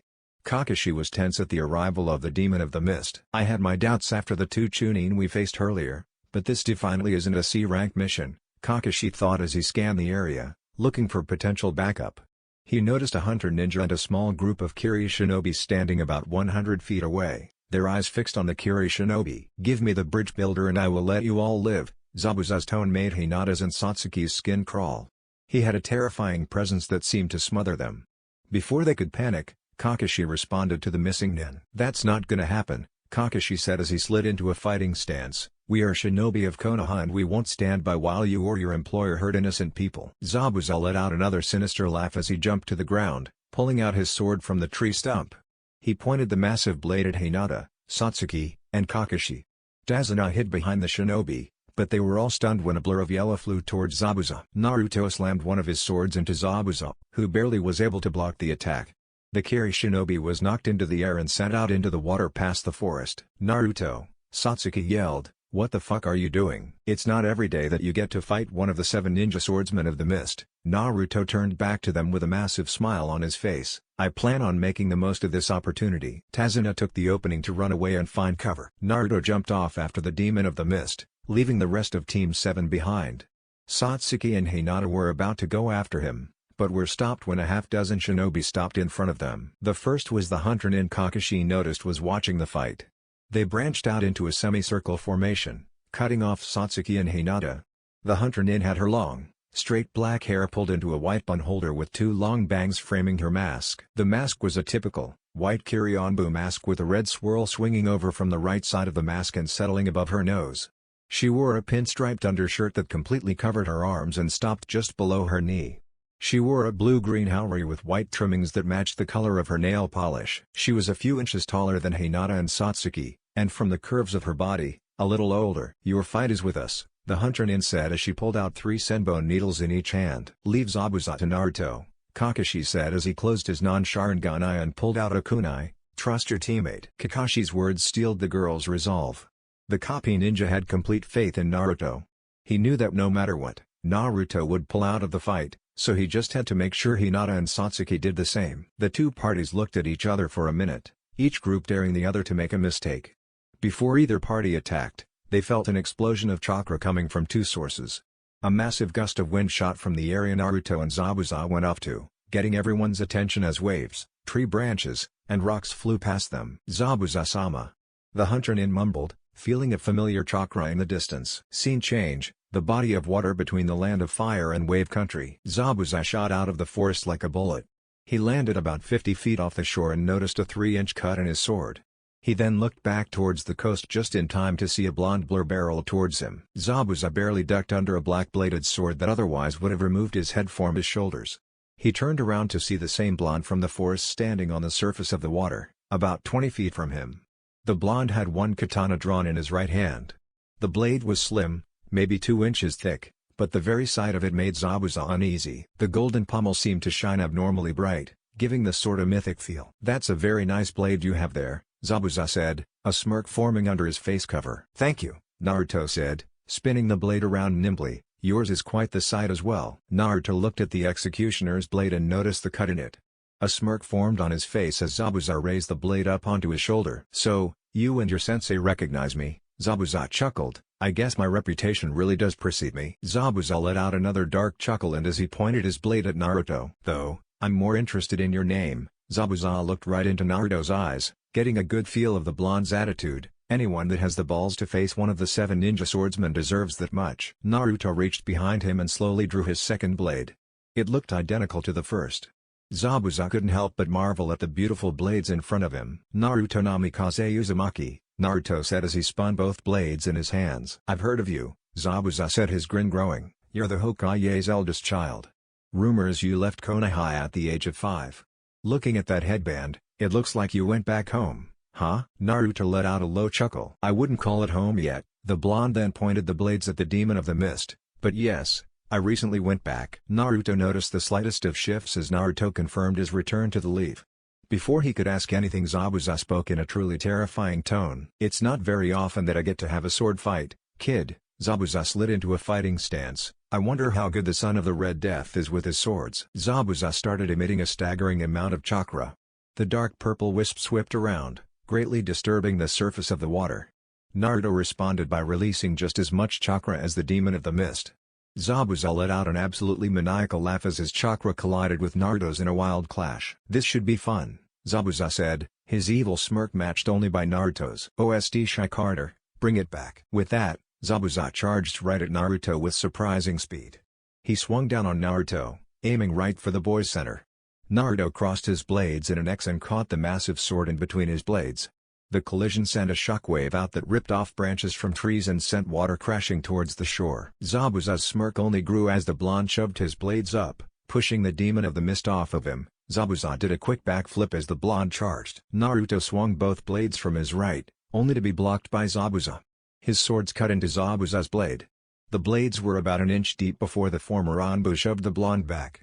He then shifted his grip on his sword and did a wide horizontal strike at waist height. Naruto jumped over the blade, much like he did when Zabuza threw the blade earlier. Only this time Naruto jumped exactly 1 inch above the blade, letting the massive sword pass him by, once again. He landed and took his advantage to strike Zabuza with 2 diagonal strikes to the demon's chest. Zabuza saw this attack coming, but wasn't fast enough to move out of the way. Zabuza separated from the blonde for a moment. The 2 cuts were barely deep enough to draw blood, but Naruto was just starting his assault. Naruto ran right up to Zabuza and slid under the swordsman's first strike. He drifted to the right of the taller man, dragging his blades along the demon's side. These cuts were much deeper than the first one, both letting a good portion of blood spill out and run down the Kiri shinobi's side. Zabuza gave the slightest of winces as Naruto cut him, giving the blonde just enough time to attack again. Naruto spun back around towards Zabuza's face, and slashed upwards across the man's chest. Zabuza now had 2 deep wounds across his chest, but the demon didn't flinch this time. Instead, he swung his blade, one-handed, and forced Naruto to jump back, but not before giving him a deep cut right underneath his chest. Naruto's concentration was broken for a split second, but that was all Zabuza needed to land a devastating right cross to Naruto's cheek. The blonde went flying 15 feet back and landed on his feet. Zabuza had a massive smile on his face as he watched his blade fix itself from the blood of the blonde. He looked over to his opponent to see something he never expected. Naruto stood up, showing his ruined cloak and shirt to the world. Before Zabuza's eyes, the wound started to steam and close at a rapid rate. Zabuza watched in awe as the wound closed. Naruto's blood did stain his shirt and cloak, leaving streaks of red below the cut in the fabric. Naruto tossed his blades in the air for a moment, and Zabuza watched as he ripped the destroyed clothes off his chest to reveal his muscular frame. As the wound finished healing, Naruto extending his hands, leaving his palms facing the sky. His blades fell perfectly into his hands and he blurred out of focus, his speed on display. Zabuza's instincts took over as he whipped around and raised his blade to block the blonde's attack. Amazed by the blonde's speed, Zabuza decided to fight defensively. Naruto appeared to the right of the demon of the mist, but Zabuza was only able to prevent a fatal blow as Naruto cut right into his shoulder. Faster than Zabuza could defend against, Naruto appeared to his left and landed a similar strike. Naruto then spun around Zabuza and slashed across the demon's back. A flurry of attacks ensued. Zabuza was playing damage control at this point, just trying to keep Naruto from killing him with each strike, while he waited for his moment to attack. His arms, chest, ribs, and back were all sliced in a flurry of steel and a blur of yellow. With each strike, Zabuza felt stronger. It had been years since someone was able to challenge him in a sword fight, and as he felt each cut or slice, more and more adrenaline poured into his system, giving him the rush only captured during a life-or-death battle between 2 warriors. Naruto blurred out of focus again, this time striking Zabuza in the back of his thigh, leaving a deep wound on the demon of the mist's right hamstring and dropping him to 1 knee. Zabuza predicted the blonde's next attack, raising his blade horizontally to block the blonde's overhead attack. Naruto brought both blades down on Zabuza's sword, his swords cutting a few inches into the executioner's blade. He wasn't expecting for Zabuza to use this to his advantage. Zabuza yanked his blade to the right, disrupting the blonde just enough for him to swing his blade out and claim the blonde's throat. Naruto backed up enough to avoid losing his head, but the shot he took from Zabuza cut cleanly through his jugular and trachea. The blonde's eyes went wide for a moment, then blurred out of sight once more. He appeared about 5 feet from Zabuza, facing the demon. Zabuza smirked as he watched the blood pour out of the blonde's throat and out of the sides of his mouth. But once again, Naruto's wound began to steam and close. Zabuza looked into Naruto's eyes as the wound closed. Gone were the eyes of a child that had been there at the beginning of the fight. Now he had the eyes of a killer. All of Zabuza's instincts told him to run for it, but his body wasn't responding. He was in too much awe of watching the blonde recover from the fatal wound in a matter of seconds. As the wound finished closing, blood still ran down Naruto's chest and abs. Zabuza had to admit that the blonde looked terrifying. Naruto looked right at the demon of the mist, and spoke. "I've underestimated you." Naruto rolled his neck, releasing a series of pops much like he did against Kakashi. "That won't happen again." Before Naruto could charge Zabuza, something smashed into the water next to them. The collision sent tidal waves crashing towards the surface. It pulled the two fighters' attention. They turned to see Kisame Hoshikage standing there with his usual sadistic smile. He was wearing a navy blue cloak with red clouds on it. His sword, Saimata, was wrapped in bandages on his back. "Sorry," Kisame's deep voice cut through the silence like a knife. "I tried to just stand by and watch, but this just looks like too much fun. I'm sure you two won't mind if I jump in, right?" OST end. Scene change. Team 7 vs Kiri Shinobi. Kakashi and Haku had separated from Satsuki, Hinata and the other Kiri Shinobi. Kakashi was caught off guard by Haku's use of Hyoton. He knew that the bloodline was a native to Kiri, but when the hunter entrapped him in her crystal ice mirrors, he was put on the defensive. The fight seemed even at the moment. Haku was trying to catch Kakashi off guard, but Kakashi's experience in life-or-death situations gave him a great advantage. He was purposely staying inside the dome of ice, even though he had a Hiraishin kunai outside the dome. He was able to keep up with the hunter nin's movements and didn't want to tip his hand too early. He noticed the vast amounts of chakra the technique consumed, and decided that he should hold back for the time being and let the enemy wear herself out. Kakashi knew that he might have to help Naruto with Zabuza or help the girls with the other Kiri Shinobi, so he needed to conserve his chakra. Satsuki and Hinata were a little worse for wear. Hinata had managed to take down one of the Kiri Chunin, and Satsuki another, but they were two Junon facing 6 Chunin. They were outmatched. Their teamwork and training with Naruto helped narrow the gap, but they were fast approaching their limit, and had only taken out a third of the enemies in front of them. Hinata had a few cracked ribs and Satsuki had a few deep cuts on her back. Both the Kiri Chunin and the Leaf Junon were curious about Naruto and Zabuza's fight. They heard the constant clashing of swords and could feel the chakra pressure in the air from the fight, but none of them could tell how the fight was going. Satsuki and Hinata were fighting very defensively, like Naruto taught them to when they were at a disadvantage. The Kiri Chunin were about to attack again, when there was an eruption of chakra sent everyone flying. Satsuki and Hinata recognized a portion of the chakra as Naruto's, another portion likely belonged to Zabuza, but there was a third presence that was equal to Naruto's. They were barely able to stand under the pressure, but the wave of golden chakra that sliced right through the trees along the shore nearly killed the Kiri Shinobi. They got a clear view of a now shirtless Naruto, who had blood all over his chest. To his right, was Zabuza, who had numerous injuries all over his body, but none of them seemed to bother him in the slightest. The third figure was another man, wearing a navy blue cloak with red clouds on it. He had an absolutely massive sword on his back, that seemed to be alive when the Dojutsu heiresses looked at it with their bloodlines. "THTH, that's Kisame!" One of the Chunin shouted in horror. "We need to get out of here now." All of the Chunin seemed ready to shit themselves as they picked up their downed comrades and ran off as fast as they could. Satsuki and Hinata wanted to go and help Naruto, but they were terrified. Neither of them had ever experienced this much chakra being released, and their bodies shut down under the smothering presence. All they could do was watch helplessly as Naruto, Zabuza, and Kisame all stared each other down, Kisame and Naruto having petrifying grins on their face. Kakashi and Haku felt the chakra explosion, but refused to lose focus on their opponent. Kakashi trusted Naruto, but the third presence he felt was on par with the blonde. "Naruto." Kakashi thought, "I'm trusting you, Naruto." Kakashi was about to attack when the ice mirrors from Haku's attack formed a complete dome. Kakashi had a bad feeling about his position, but for some reason he couldn't teleport out. "Welcome to my domain, Kakashi-san," Haku said as dozens of her appeared around the dome. "This is the final form of my crystal ice mirrors. I am using my chakra to create a separate area that is sealed off from the outside world. This technique has effectively disrupted the teleportation jutsu you had in your back pocket. Now I will end this, Kakashi-san." The countless Hakus all formed senbon out of ice and launched them towards Kakashi. "Well, this might be a little harder than I thought," Kakashi thought as he made hand signs. Scene change. Zabuza vs Naruto vs Kisame. "Hoshigaki," Zabuza said as he eyed his fellow swordsman, "what are you doing here?" Zabuza's tone was extremely hostile. Before him was the lone member of the 7 ninja swordsmen that was stronger than him. Kisame Hoshigaki wields the strongest of the blades, Saimata. Zabuza and Kisame had clashed in the past, the outcome ending in Kisame's favor. "What?" Kisame said innocently, "I can't visit my fellow ninja swordsman and make him an offer?" Kisame's tone made Zabuza uneasy. "What are you talking about?"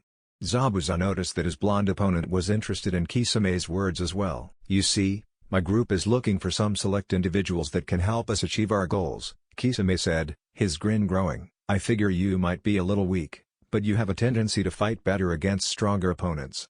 I still have the scars from our last bout." Kisame rubbed a spot on his ribs, while Zabuza gripped his blade tighter. "Fuck off, Hoshigaki, I'm not interested in joining you fraternity of misfits," Zabuza spat. "You don't even know anything about our group, yet you rush to judgment." Kisame let out a low laugh as he eyed his fellow swordsman. "All I need to know is that you are in it.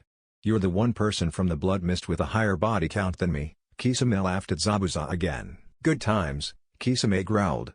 "How about this? I'll kill this blonde brat and his friends fighting those Chunin, and then I'll beat you within an inch of your life and drag you back with me," Kisame threatened. Kisame released a massive amount of chakra.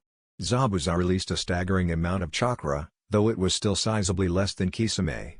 Naruto, who had been silent the entire time, released the same amount of chakra as Kisame, surprising both swordsmen. "I guess there really is no holding back anymore, huh, Zabuza-san?" Naruto said cheekily. "Oh," Kisame said, now donning an evil smirk as he turned to Naruto. "This might be more fun than I expected." Naruto let out a maniacal laugh as he pointed a blade at each of his opponents. "Kami must be smiling down on me today." A truly terrifying grin settled on Naruto's face, to fight not one, but two of the 7 ninja swordsmen. "Shall we?" Kisame drew Seimata and Zabuza as his blade. Naruto flipped the grip of his swords, so the blades were pointing out to the sides. OST Motley Crue, Kickstart My Heart. Naruto swung his blades, sending a crescent of bright gold chakra at the older swordsman. Zabuza jumped over it, while Kisame cut right through the center of it. The crescent sent its Zabuza cut right through the trees on the coast, clearing a view for Hinata and Satsuki to see Naruto. Naruto was too focused on his battle to notice the worried expressions on his teammates' faces. On an instinct, he turned and blocked a strike that would have cut him in half horizontally. Kisame gave a smile as he pushed Naruto back a few feet. Naruto shoved Kisame's blade back and went for a kick to the man's ribs, but had to dodge a strike that would have cut through him and Kisame. Zabuza's sword collided with Kisame's, dark purple chakra rolling off of him. Both men made eye contact for a moment, then Naruto appeared in between both. The only hint that he moved was a disturbing sound that neither Kisame or Zabuza would ever forget. Naruto kicked out, nailing Zabuza under the chin with a front kick, and Kisame in the cheek with a back kick. Both swordsmen flew back a few feet as Naruto landed in between them. Before Kisame could react, Naruto disappeared again, making that blood-chilling sound again, as he appeared in front of the strongest ninja swordsman. Naruto brought his right sword, Shinigami, up in a diagonal slashing motion, which Kisame barely managed to block. He then spun around in a half-circle, shoving off Seimata and stabbing Kisame in the ribs with his left sword, Izanami. Naruto buried the blade to the hilt, the sword cutting through many of Kisame's internal organs.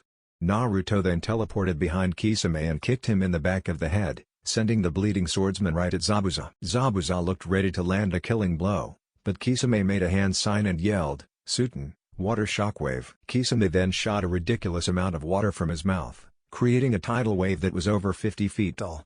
Naruto jumped into the air to avoid the wave, as did Zabuza. Kisame decided to attack Naruto, appearing in front of the blonde in a blur of blue. Naruto was barely able to block the overhead strike, but was sent flying towards the surface of the water. He broke through the surface and Kisame fell back to the surface. As Kisame landed, he made another hand sign and slammed his right hand on the surface of the water. Suiten, 1,000 hungry sharks. A wave of sharks swarmed towards Naruto, all of them swimming at breakneck speeds towards the blonde. Naruto looked up to see the horde of sharks and extended his arms. A golden vector appeared in front of his fists. It was about 5 feet in diameter, but released an earth-shattering wave of sheer force that blasted back the wave of sharks as well as a large portion of water. Kisame and Zabuza were locked in a deadlock when the water behind them erupted like a volcano. Naruto shot out of the gap in the water like a missile. He stopped about 20 feet above the surface of the water, tossed his swords to the side, and slammed his hands together in an ox sign. Ranton, water tornado. The water below Zabuza and Kisame shot up and formed a massive tornado of water. Lightning crashed through the tornado, striking Zabuza and Kisame a few times.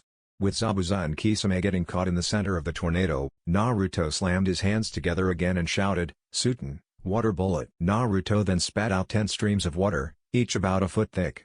The streams each pierced into the tornado.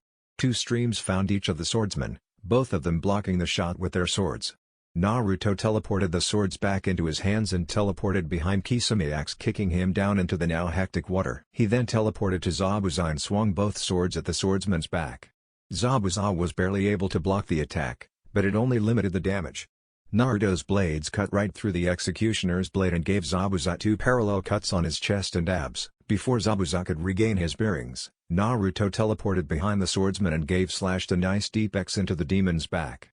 Zabuza gasped in pain as he landed on the surface of the water. Naruto was about to end the demon of the mist, but Kisame shot up with an upward slash aimed right at Naruto. The blonde teleported away, giving himself some space from the two Kiri swordsmen. Zabuza did the same, giving himself some breathing room from Kisame and Naruto. "You're good, kid," Kisame said as he pulled off the remains of his tattered cloak, leaving only his skin-tight undershirt what had a few cuts in it. Samada healed the wounds on its wielder as Naruto sat back catching his breath. "I can tell that isn't the fourth Hokage's technique. Mind filling in the blanks there?" Naruto's breathing stabilized as he stood up straight. "My teleportation ability is far beyond the Hiraishin," Naruto said, a bit angered at how Kisame compared Ace's power to his father's teleportation jutsu. "I can tell. You don't have to go to a place you've marked. It seems like you are only limited to the places in your sightline, not to mention you can teleport your weapons to you. That's pretty useful." Kisame shifted Samada to his shoulder. Naruto and Kisame were both eyeing each other when they heard demonic laughter coming from Zabuza. "Ah!" Zabuza exclaimed, "it seems you bastards have woken me up." Kisame shifted defensively, making sure that Zabuza did not get a free shot on him. "You ever hear why I'm called the Demon of the Mist, kid?" Zabuza said, his chakra signature rapidly growing. Naruto and Kisame watched as purple chakra oozed from the demon's wounds and slowed his bleeding. Zabuza let out another laugh as Naruto eyed him. Kisame decided to answer. "The more damage Momochi takes, the more adrenaline his body produces." Kisame's eyes were bloodshot and his grin seemed larger than ever. "He is called the Demon of the Mist because the closer he gets to death, the stronger he gets." Zabuza let out another maniacal laugh as he dragged his blade across the open wound on his chest. The blade fixed itself with its wielder's blood. "I haven't felt this since I nearly killed the Mizukage." Zabuza's mask flew off to show his shark-like teeth and a massive smile. "I'll show you why I'm known throughout the elemental nations." Zabuza raised his bald day in the air and made a hand sign with his other hand. Ninpo, hidden mist jutsu. A thick, chakra-filled mist started to cover the area, distorting Naruto's chakra sensing and not allowing him to see his surroundings. Naruto felt his instincts take over as he raised his blades to the side, blocking Kisame with his right sword, Shinigami and Zabuza with his left sword, Izanami. He then jumped slightly into the air allowing the two larger blades to meet underneath him. Naruto tried to land kicks to his opponents, much like he did earlier in the fight, but didn't connect. Instead, he felt the two blades slam into him, Samada shredding his chest, while the executioner's blade cut deep into his back. Naruto then ducked under another strike from Zabuza and heard it connect with Kisame's chest. Zabuza then went on a rampage, cutting both Naruto and Kisame in a fury of steel and blood. Naruto tried to teleport away, but Zabuza heard him appear and instantly zeroed in on him. Naruto felt Samada shred his left shoulder and the executioner's blade cut off his right arm. Naruto acted on instinct and jumped into the air. He made a one-handed sign, and yelled, "Futon, great breakthrough." The hidden mist jutsu dispersed to show Zabuza and Kisame slashing at each other, Zabuza currently outmaneuvering Kisame. Samada had busted out of its bandages while Zabuza was covered in Kisame and Naruto's blood. Naruto raised his left sword and fired off a crescent of aura. The attack moved much faster than his crescent of chakra. Zabuza took the hit, breaking a few ribs and leaving a nasty burn. Kisame tried to slash through the wave aura, but the attack cut a few inches into Samada then exploded. The sword let out a screech in pain as Kisame was sent flying back 20 feet. OSD end. Both swordsmen snapped their attention to Naruto, who they were almost certain they had killed. Naruto landed on the surface of the water, blood covering his body and still missing his arm. Kisame and Zabuza watched in awe as Naruto's wounds all closed and his bones pieced themselves back together. Once all his other wounds healed, Naruto dropped his sword and put his left arm on the end of his severed right arm. Naruto's hands started glowing gold, then he did something that would be burned into the memory of both swordsmen. In one motion, Naruto shot his hand down, his arm regrowing as his hand moved. The sounds the regeneration process made were the stuff of nightmares. Naruto gave a gasp of pain as he finished regrowing his arm. Naruto rolled the joints of his new arm, releasing a few nasty pops as he worked the kinks out. Kisame and Zabuza were stunned as they watched the limb grow back. They expected Naruto to have a limit to his healing, but as they watched the blonde extend his regrown limb, they felt a very unfamiliar sensation. Fear. Naruto snapped his arms out, his swords shooting out of the water and into his hands. Sealing scripture then appeared on Naruto's arms. The black markings wrapped around his entire upper body like snakes.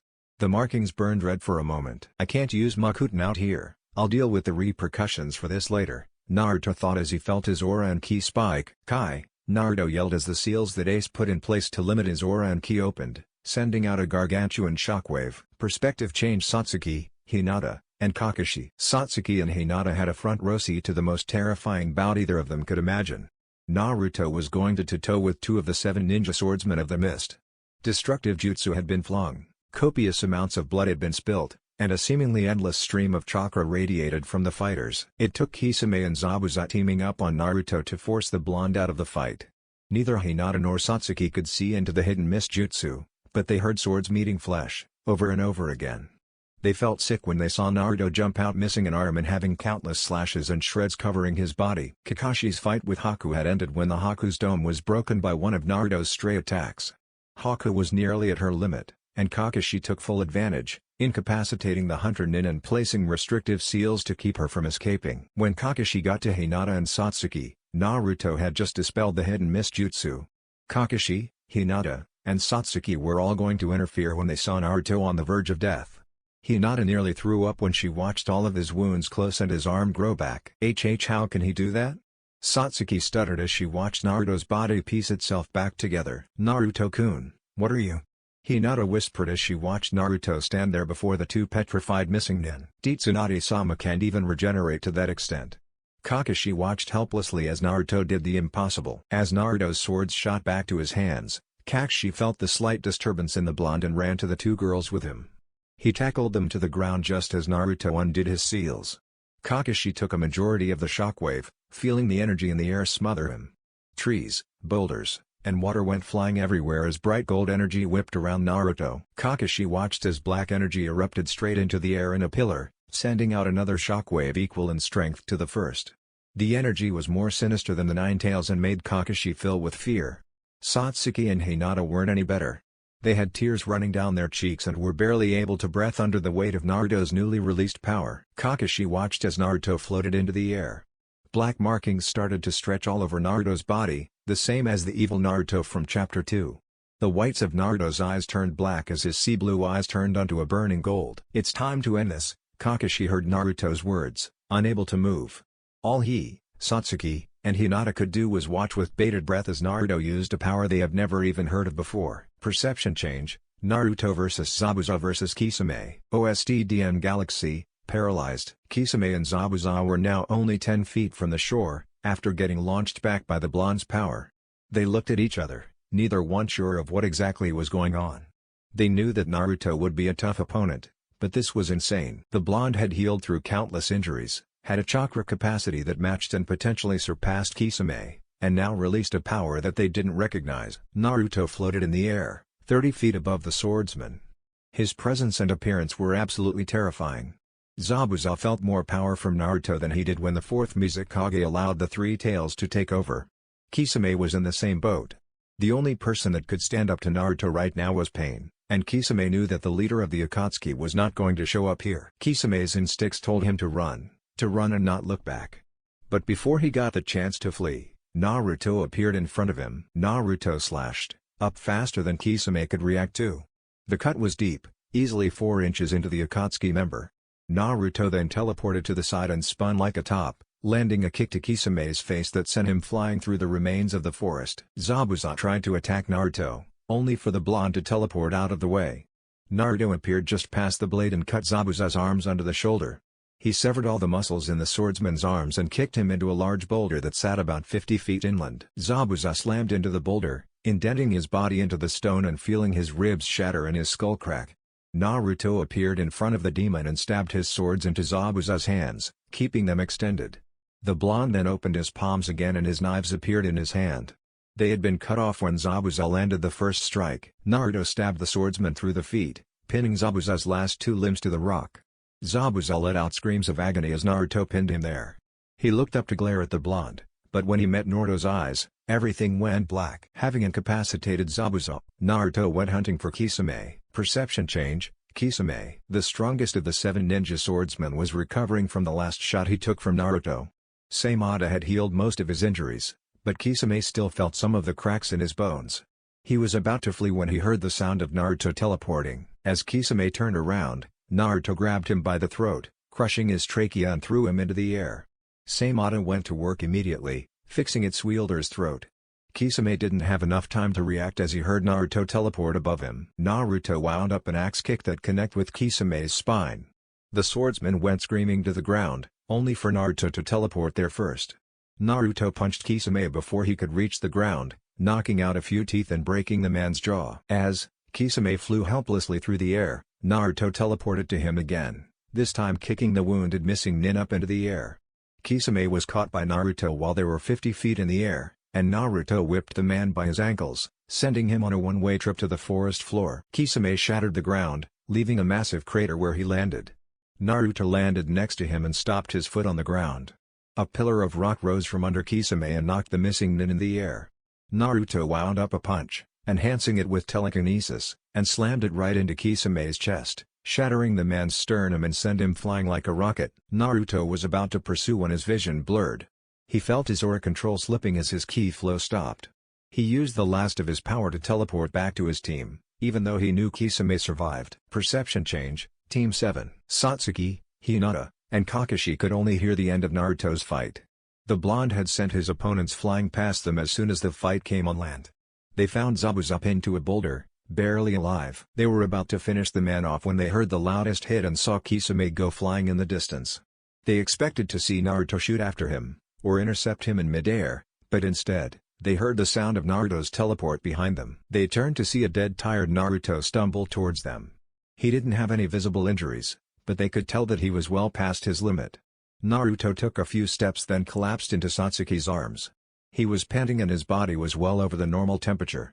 He tried to stand, only for his legs to give out and force Satsuki to hold him up. Naruto-kun, Satsuki and Hinata said in sync. Both were still in awe of the blonde's power, but his well-being was their top priority. Naruto, are you okay? Kakashi asked while Satsuki and Hinata lowered Naruto to the ground. I just overdid it. I can't use that power for that long, Naruto said as he began to cough. His body ached like a motherfucker. Listen to me, I will likely be out for a few days. It will take my body some time to recover. Kisame won't be bothering us anymore, so continue with the mission. Don't bother using medical ninjutsu on me, just give me info and supplements once we get somewhere we can rest. Naruto looked at his team again, letting a soft smile settle on his face. You two were amazing. Naruto raised a hand to Hinata's cheek. For you two to hold off 6 Chunin is remarkable. The girls looked down at him with sad smiles as tears of relief ran down their cheeks. Hey, don't cry, Naruto said as he laughed a bit. I did this to myself, so now you two are gonna have to finish the mission without me. Gift has an awesome shit for me. The girls couldn't help but laugh at that. Kakashi knelt down next to Naruto as the blonde looked over at him. Kakashi-sensei, Naruto started, don't kill them. What? Kakashi was caught off guard by Naruto's request. But no. I could tell that they weren't bad people, they are just in a bad spot. Heal their major injuries but keep seals on them until I wake up, I want to talk to them. Kakashi looked at Naruto skeptically, but eventually relented. I trusted you in the fight, there is no reason for me to doubt you know. Kakashi saw Naruto give a small smile as he thanked him. Well guys, it's about nap time. Everything went black for Naruto. Perception change, Kisame. The strongest of the 7 ninja swordsmen laid in a broken heap on the forest floor. He wasn't sure how many miles away he was launched, but all he hoped was that Naruto wasn't coming by to finish him off. He knew the blonde was going to be a tough opponent, but to have that much raw power made Kisame's skin crawl. Samada wasn't able to heal him anymore, having consumed all of Kisame's chakra keeping its wielder alive. Kisame could barely move, but heard the ground in front of him shift. Zetsu poked his head out of the ground, eyeing his fellow Akatsuki member. The Hokage's son really did a number on you, huh? Black Zetsu said, almost mockingly. Shut up, Kisame growled, get me back to base. Leader-san has to know the threat that brat poses. Yes, Kisame-san, Zetsu's white side responded. Scene change, undisclosed location. A heavily wounded Ligonian general sat chained to a stone chair, up against the wall. The chair was in the center of the room and the only light was from a torch directly above her. The chains were absorbing her aura, not allowing her to teleport away, but leaving just enough to keep her conscious. Her skin-tight, white combat uniform is torn and tattered all over. She was covered in her own blood and she was missing many parts of her body. She only had 3 fingers on her left hand and 2 on the right. She was missing her left eye, and her blonde hair had many red streaks of dried blood. She had countless broken bones and was on the verge of death.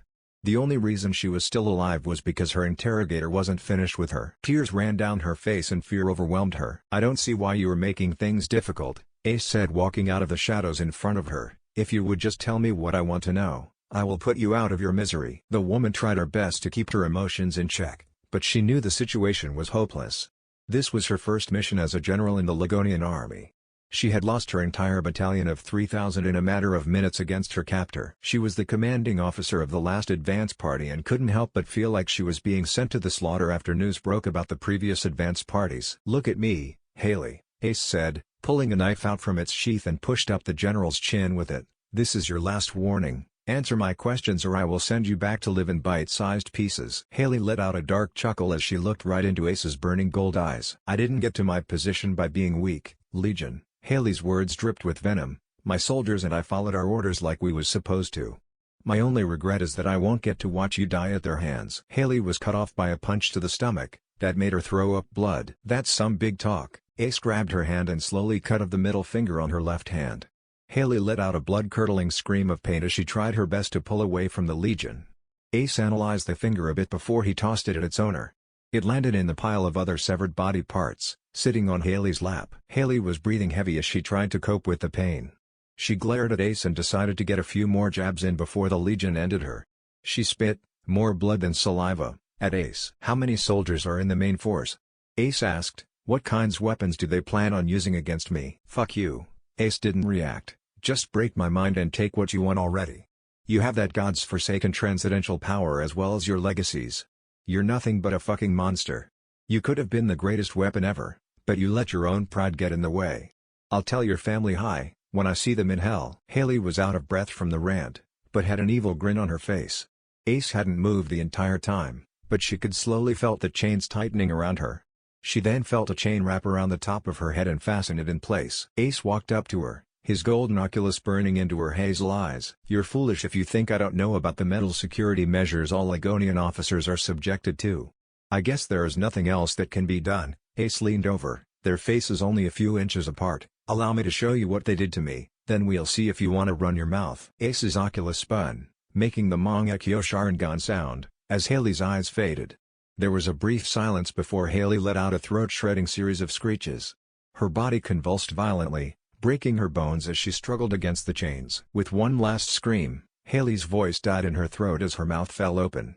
As life left her, Ace released the chains, letting her corpse fall to the ground. "So that's what they plan on using against me," Ace said as he looked down on the dead general. "Not bad." Ace teleported away as the torch went out, leaving the general's corpse alone in darkness. Time skip, a few days. Scene change, Hokage office. "Hokage-sama, I haven't been able to track him." Minato's eyes narrowed at the Anbu's words. "I would be following him for hours, but then he will just vanish as soon as he leaves my sight line." "I'm sorry, Hokage-sama." Anko clenched her fist in anger. She was the village's best tracker and stealth operative, but she had failed with a simple task. Minato was about to respond, but the door opened to show the very man they were talking about and a very nervous Shizune. "Ace-san, I told you Namikaze-sama is busy right now, you can't just barge in." She was standing between Ace and the door, her arms blocking the doorway. Though her words didn't seem to affect the young man much. "Ah, come on Shizune, don't be like that," Ace said, putting a hand on the woman's shoulder and looking down on her with a small smile. Shizune blushed a bit as their eyes met, giving Ace just the distraction he needed. He slipped under her arm and approached Minato. "So, Minato," Ace said like nothing was out of the ordinary, "how have things been since we last spoke?" Minato was about to respond when a more important question came to his mind. "What the hell are you doing here?" Minato said, more confused than angry. Anko rose and drew a kunai, positioning herself in between Ace and Minato. Her face was still hidden behind her Anbu mask. "Ah, come on Anko, no need for such hostilities." Minato, Anko, and Shizune all tensed at Ace's words. "If I wanted to harm anyone here, do you really think I would announce my presence first?" All of the Jonin in the room understood what Ace meant, but still didn't relax. Ace walked towards Minato, only to be cut off by Anko, her kunai still in hand. "Minato, I just wanted to talk to you about our last conversation. If you could spare a moment." Ace eyed the kunai in the Kunyochi's hand. "Stand down," Minato said calmly. "Snake, Shizune, if you could give us the room." Anko and Shizune gave a respectful bow to the Hokage, but as Anko passed Ace, the Legion extended an arm, wrapping it around the Anbu's waist and making her fluster behind her mask. Before anyone could question his actions, Ace spoke. "You know, you didn't have to try and follow me," Ace said, so close to Anko that she could feel his breath on her neck. "If you wanted to be around me so badly, you could have just asked me out on a date." Ace gave a playful wink that made Anko's heart skip a beat.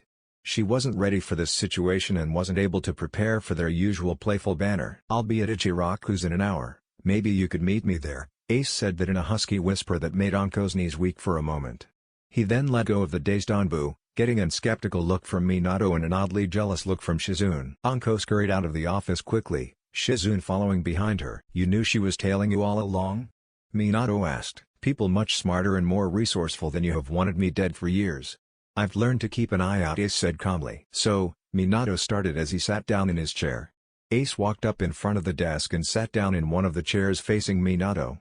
Ace put his feet up on the desk, and Minato couldn't help but notice the red stains on the bottom of Ace's boots. "What did you want to talk about?" Ace smirked, making Minato worry slightly. "About that favor you owe me." Scene change, the land of waves. Naruto awoke on a small cot in Tezuna's house. It had been about 10 days since he fought against Kisame and Zabuza. His body felt mostly numb, his nerve ends were still fried from the overuse of his aura and ki. Naruto tried to get up, but was stopped by a diving hug from a blue figure. As Naruto's vision cleared up, he saw Satsuki clinging to his chest, silent tears flowing down her face. She didn't say anything, but Naruto could feel the worry and fear that she had been holding and get lifted off her shoulders. Naruto wrapped one arm around Satsuki and placed the other on the back of her head, patting it softly. She hugged him harder, making his entire body shoot in pain as the numbness subsided. "I'm sorry for worrying you," Naruto said softly. "Baka," Satsuki said softly, burying her face in Naruto's chest. They sat in silence for a moment before Hinata and Kakashi walked into the room. Hinata ran up to Naruto, forcing Satsuki aside as she hugged the eldest Namikaze Uzumaki. Satsuki was slightly annoyed, but didn't say anything.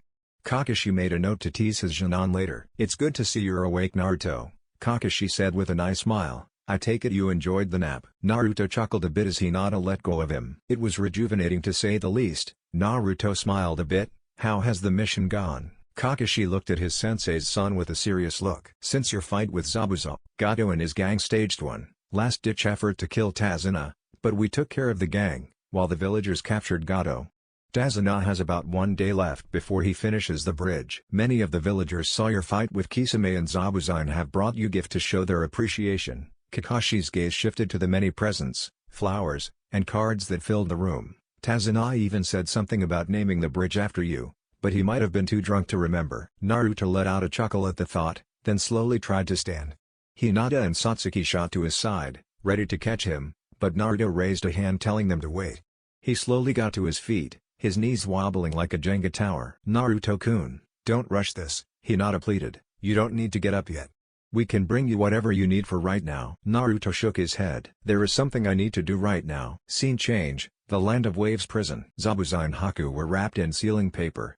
Their wounds had been treated for the most part, but the restrictive seals placed all over their body didn't allow them to naturally recover as fast as they normally did. They had been stripped of their weapons and sat in the dark for what must have been close to 2 weeks, but the worst part was that they couldn't scratch the goddamn itch they had on the tip of their nose for the past 2 days. Suddenly, the door opened, blinding both of them.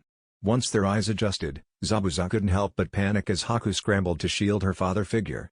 Naruto closed the door behind him and gave a small smile as he looked down at his captured adversaries. "What do you want?" Zabuza growled. "You come here to gloat about your victory?" Naruto sat down, leaning his back against the closed cell door. He let out a slight chuckle as he coughed a bit. "You know that was the first time my team got to see me use those abilities." Naruto coughed more violently this time. "My body still isn't used to it. The power floods my system and destroys it at the cellular level. My body has to constantly regenerate the damage, but eventually it gets overwhelmed. I can only use a fraction of that power's full capabilities. If you think I'm bad, shit, you should see the one who taught me." Haku and Zabuza were confused by the blonde's friendly nature. Naruto looked over at Haku. She was about 2 years older than him and quite pretty, even in the dark, dirty cell. "I hear you are from the Yuki clan." Naruto raised his hand, forming the Yuki clan symbol out of ice. Haku and Zabuza's eyes shot open as Haku wanted to ask all the questions that flooded her mind. Naruto beat her to the questions. "Before you ask, no, I'm not a part of the Yuki clan. I am pretty adept at ninjutsu, Zabuza-san can vouch for me there. Zabuza let out a small chuckle. Isn't that the understatement of the year? Zabuza said, getting a grin from Naruto. I was able to develop the technique on my own, though I eventually got to look through the Yuki clan's jutsu scrolls and add to my arsenal. I would have loved to test my housewarming against yours. Naruto looked down at the snowflake in his hand for a moment. So, I heard you guys got caught on the wrong side of the Kiri civil war. Naruto's words made them flinch. I know that the current Mizukage isn't too fond of Kekkei Genkai users. I saw the carnage firsthand a few years back. This got Haku and Zabuza's attention. What were you doing in Kiri, kid? Zabuza asked, his curiosity getting the better of him. I wanted to see the horrors of war with my own eyes. It changes you. Naruto looked down, remembering the countless victims he saw. The mountains of corpses and shallow graves that lined the roads. I wanted to make you two an offer. Naruto looked up to see the two Kiri ninja looking back at him. I know a few people that are high up in the rebel forces. I could send you to them so you can fight for your homeland. Zabuza and Haku nearly jumped at the offer, but there was something that confused them. Why would you do that for us? I nearly killed you a few days ago, now you are offering to help me? Zabuza wanted the offer to be legitimate more than anything, but he didn't understand why the blonde would help them. I can tell you have a loyalty to Kiri still. You still wear their headbands, wear their clothes, and wield their weapons. I heard the story of how you tried to end the revolution by attacking Yager directly. You forced him to release the three tails in the fight if the rumors are true. Naruto noticed Zabuza shying away, obviously being reminded of his failure. There are certain people in the world that deserve a second chance. You aren't monsters, no matter what they think about you and Kiri. You stood for what you believed in, Zabuza-san, and you were merely born with an ability that they feared, Haku-san. It is me and my team that you have wronged here, so I think it is within my right to offer you a chance at redemption. Haku and Zabuza listened, hanging on every word the blonde said. I had a good time fighting you, Zabuza-san. You tested my swordsmanship and my courage. It's said that you don't truly know someone until you fight them. When I fought you, I saw someone that got the short end of the stick on more than one occasion. You aren't the demon of the mist, you were just a normal guy that was gifted with abilities that few could match. You were forced to assume the title that was placed on you and weren't allowed to choose your own path. Naruto's words were sympathetic, shocking the Kiri ninja. Mei Terumi is the leader of the Kiri rebellion. She is pretty close with my brother, she and Kiri could use your help. Zabuza couldn't help but choke up at the offer. He and Haku had bounced around for years, just trying to survive, but to be offered a chance at atonement, they never expected the opportunity. Thanks, Naruto, Zabuza said softly as Haku silently cried. It's the least I could do. Just do me a favor and don't die. I want to face you again when the time comes, Naruto said as he got up from floor and dusted himself off. Zabuza let out a chuckle. I'm not sure I could handle another fight. I barely survived the first one, Zabuza said as he let out a loud laugh. Naruto walked up to the two Kiri shinobi and placed a hand on each of their shoulders. He released the restrictive seals and the sealing paper fell to the floor. Haku and Zabuza got up and stretched a bit, both of them still feeling their injuries from their fight against Naruto and Kakashi. Naruto reached into his pocket and pulled out a piece of paper that had Ace's Oculus symbol on it. Once you find a rebel camp, give them this and tell them you want to talk to Mei-san. When you meet with her, tell her what happened and that I sent you to reinforce the rebel forces. Naruto opened the door, motioning for them to walk out. Zabuza and Haku made their way out of the prison. They each grabbed their weapons and belongings that had been confiscated and walked to the exit in silence. They cleaned themselves up and changed their clothes into a spare set of their battle uniforms. They then bought some food and medicine with money Naruto gave them to help on their journey. After an hour or so, they met Naruto, Team 7, and many of the Wei villagers at the docks. They were going to take a ship to the westernmost island in the Land of Water. The villagers didn't look at them with contempt or disgust. Rather, they all wore expressions of respect and understanding, something Haku and Zabuza had never been experienced. Naruto walked up to them, now wearing an extra pair of his battle clothes. Naruto extended a hand to Zabuza, who gladly took it. Take care, Zabuza-san. They broke the handshake, each having a smile and a new respect for the other. We will meet again, one day. I'm sure we will, Zabuza said cheekily. Don't go off talking about our fight much. I've still got a reputation to uphold. Naruto smiled as did Zabuza. Both let out a hearty laugh that made them feel the pain from their fight again. Naruto then moved over to Haku. Rather than shake his hand, Haku pulled him into a hug. She was around the same height as him, so she rested her head on his shoulder for a few moments. Naruto flustered at her actions, still not being the physically affectionate type. Hinata and Satsuki both had death glares aimed at the Hyoton user, but Haku didn't notice. She broke the hug with Naruto and gave him a deep bow. "Thank you for everything you have done for us, Naruto-kun," Haku said, still at the bottom of her bow. "I don't know how we could ever repay you." "Don't worry about it," Naruto said, a smile stretching across his still pink face. "Just make the most out of the opportunities that you have, and we can call it even." Naruto got a smile out of the Hyoton user, as well as his sensei and team, all of which amazed by the forgiveness and maturity Naruto demonstrated. Haku and Zabuza made their way onto the ship and the bridge was pulled in after them. The ship set sail shortly after and Naruto watched as the ship made its way into the sunrise, happy with how things ended up. "So," Naruto started as he turned towards his team, "I'm absolutely famished. Have you guys found any restaurants while I've been out?" Hinata was the one to respond. "Yes, we have. There is a really good ramen shop just down the road that has been preparing for you since we told them you woke up," Hinata said in a sugary sweet voice, "and while you were eating, you can explain what the fuck those powers were?" Satsuki and Kakashi nodded behind the Hyuga, each of them set on getting answers from the blonde. Naruto let out a nervous laugh as he knew this conversation would be a doozy. Chapter 8, Setting the Stage. Team 7 finally arrived at the Hidden Leaf after a few days of travel. Hinata and Satsuki were planning on getting something to eat after their report to the Hokage, which was likely going to be a doozy. They accepted most of what Naruto said, and now understood why he and Ace were so close. They also got a quick rundown of the events that made Naruto leave the village. Naruto didn't tell them about the whole Ace being an alien and there being army of super aliens that have tracked him to their doorstep, but hey, they didn't ask. Satsuki and Hinata were amazed by Naruto's strength, but now questioned the limits of Ace. Naruto only said that if they ever see Ace getting ready to fight, that they should run in the opposite direction as fast as they could. For someone as powerful as Naruto to have such a fear for Ace, many questions arose that the girls held in for the moment. Naruto had politely declined the girls' offer to go out and eat. He had gotten a message from Ace, telling him that the Legion was back in Konoha and wanted to go out and eat when the blonde got back. Hinata and Satsuki understood and didn't really question his choice. Their sensei had been very quiet for the past few days. Ever since Kakashi heard Naruto's explanation of his powers and witnessed the fight between the blonde and two of the 7 ninja swordsmen, Kakashi had been trying to put together the enigma that was Sensei's son. The sheer power Naruto possessed was ludicrous to begin with, but Naruto also had an analytical mindset in a fight, never tipping his hand until he knew it would give him the edge. Kakashi was easily handled by the blonde, Hiraishin and all. But to see Naruto fight two S-class missing nin and come back victorious was something he would have to report to Minato. Naruto told Kakashi that he understood the Jonin's responsibility, though he wasn't exactly enthused by his father knowing how strong he was. As the group made their way to the Hokage's office, they passed by Ichiraku Ramen. Sitting at the bar was Team 11, they had just completed their 40th D-rank mission and were getting treated to dinner after a day of hard work. Kushina was about to dig into her ramen when she felt Kakashi's chakra signature behind her. She also felt two smaller chakra signatures that were similar to the Uchiha and Hyuga signatures she had felt in the past. She wasn't the only one to notice Team 7 either. Narumi was sitting on the other side of Mito and Menma, dressed in black shirt, like Naruto's in Naruto, the last, with a Namikaze clan symbol on her left shoulder and orange shorts that went a few inches down her thighs. She had her sleeves rolled up and wore fingerless gloves.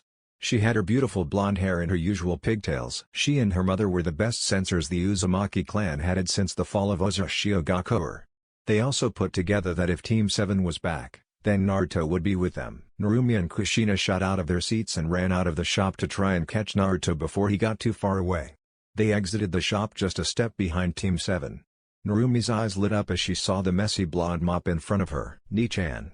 Narumi called out as she closed the distance between her and Naruto. Naruto turned around just in time to see his youngest sister lunging at him for a hug. Narumi clobbered him in a hug with a massive smile on her face. Though he was still in pain from his fight, Naruto couldn't help but laugh at his sister's antics. "Calm down, Narumi-chan," Naruto said, hugging his sister back. "I wasn't gone that long." Narumi looked up at him with a cute glare. "You were gone for a month, Ni-chan." Narumi hugged her brother tighter, giving Naruto a twinge of pain through his still sore body. "Your mission was supposed to be a week or two at the longest. What happened?" Satsuki and Hinata shared an amused look, curious what their teammate would say. Naruto gave a sheepish chuckle and rubbed the back of his head. "It's a really long story, Naruto." They noticed his mother standing behind his sister. "I'm about to go tell Hokage-sama right now. I'm pretty sure he will tell you guys all about it." Hinata and Satsuki giggled a bit at the Naruto's words. "Oh, sorry. Hi, Hinata-chan, Satsuki-chan." Narumi said as she let go of her brother. The youngest Namikaze Uzumaki walked up to the girls to make conversation. Kushina took the opening to try and talk with her son. "Hello, Naruto-kun," Kushina said quietly. Naruto looked right at her with an uninterested expression. "Hello, Kushina-sama," Naruto said with a respectful bow. He knew the way he addressed his mother likely made her cringe at the formality, but he didn't really care. Kushina had to keep herself from hugging Naruto. She knew that physical affection from her was just about the last thing her eldest wanted right now. "How did your mission go?" Kushina asked. "It was fine. I'm certain Hokage-sama will tell you if you ask." Naruto gave a respectful bow again as he turned back to his team. He said goodbye to Narumi, who gave a cute pout, but eventually said goodbye. Narumi waved to Team 7 as they walked towards the Hokage Tower. Kushina's eyes watered a bit as she watched her son's form grow smaller. She wiped her eyes quickly as she saw Mito and Menma poke their heads out of Ichiraku's to see what was going on. Menma was wearing his usual white cloak that copied his father's style. He had an older Chunin vest on over a black shirt.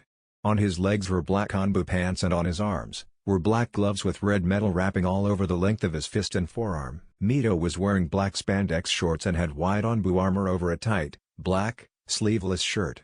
She had her long, red hair down, displaying its beauty and quantity to everyone present. She wore sleeves similar to her brother's, but had white metal wrapping around her arms and the sleeves went all the way up to the middle of her bicep. She had a sword on her back that was a tad bigger than Naruto's. The two saw Naruto walking in the distance and instantly grew disgruntled. Menma decided to speak up. "Come on, your food is getting cold." Menma tried to hide his distaste for his brother. Every time Naruto became the topic of conversation, it seemed like he and Mito were the only ones that were angry with how he was treating their parents and godparents.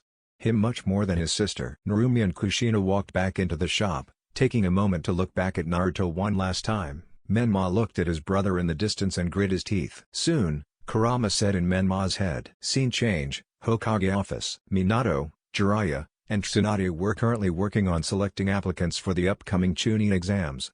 This year, Kumo, Suna, Kuza, Otto, and Taki were all participating. The idea of a collective Chunin exams excited Minato. He had been trying to patch up many of the wounds that decades of fighting had created between the village and finally was able to get Kumo to agree to new treaty talks that would take place during the Chunin exams. Minato was hoping to have a strong showing this year from all his children and the clan heirs. He knew that all the new Junon teams would want to get in on the action, so he was trying to get the exam schedule set up as quickly as possible. Tsunade was going over the applicants from Suna, Jiraiya was looking over the minor villages, and he was looking over the Kumo applicants. Among them was the team under the Eight Tails Jinchuriki, Killer B. Minato had a great respect for A and B. He hoped to build a relationship with the two that could help lead their two villages towards a lasting peace. Minato and the Sanin were pulled from their thoughts as the door opened, revealing Shizune. She was followed by Team 7. Minato immediately stood up, as did Jiraiya and Tsunade. They were all happy that the team was back after their unexpectedly long mission. The only word they got from the team was a letter from Kakashi telling them that the team would be waiting until the bridge was completed, which could take around a month. It had been 3 weeks from that letter, so technically, Team 7 was back ahead of schedule. Minato smiled as he saw Naruto walk in with the rest of his team and stand in front of him ready for a report. He was curious what skills Naruto and his team displayed on the mission. They were poised to be strong contenders in the upcoming Chunin exams and just needed a bit of experience under their belts. Naruto eyed his family analytically, trying to decide what he should share and what he shouldn't. His team had agreed to let him tell the story and he would decide what was to be shared and what was to be kept secret. The Junon and Kakashi all gave a respectful bow to the Hokage and his advisors.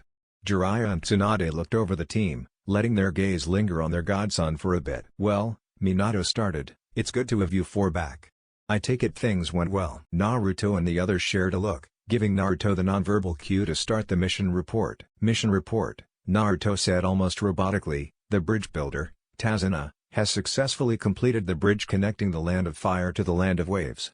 The Great Naruto Bridge as they called it, is expected to exponentially increase the country's trade potential and should pay for itself within a few months. We have also been given trade terms for your eyes only, Hokage-sama." Kakashi approached the desk and placed a scroll down. He then fell back into his lineup and spoke. "Due to the unexpected challenges we faced on this mission, I am asking for this mission to get a bump in rank to S." Kakashi's word shocked everyone that wasn't on Team 7. Tsunade was the first one to speak. "Why? What happened?"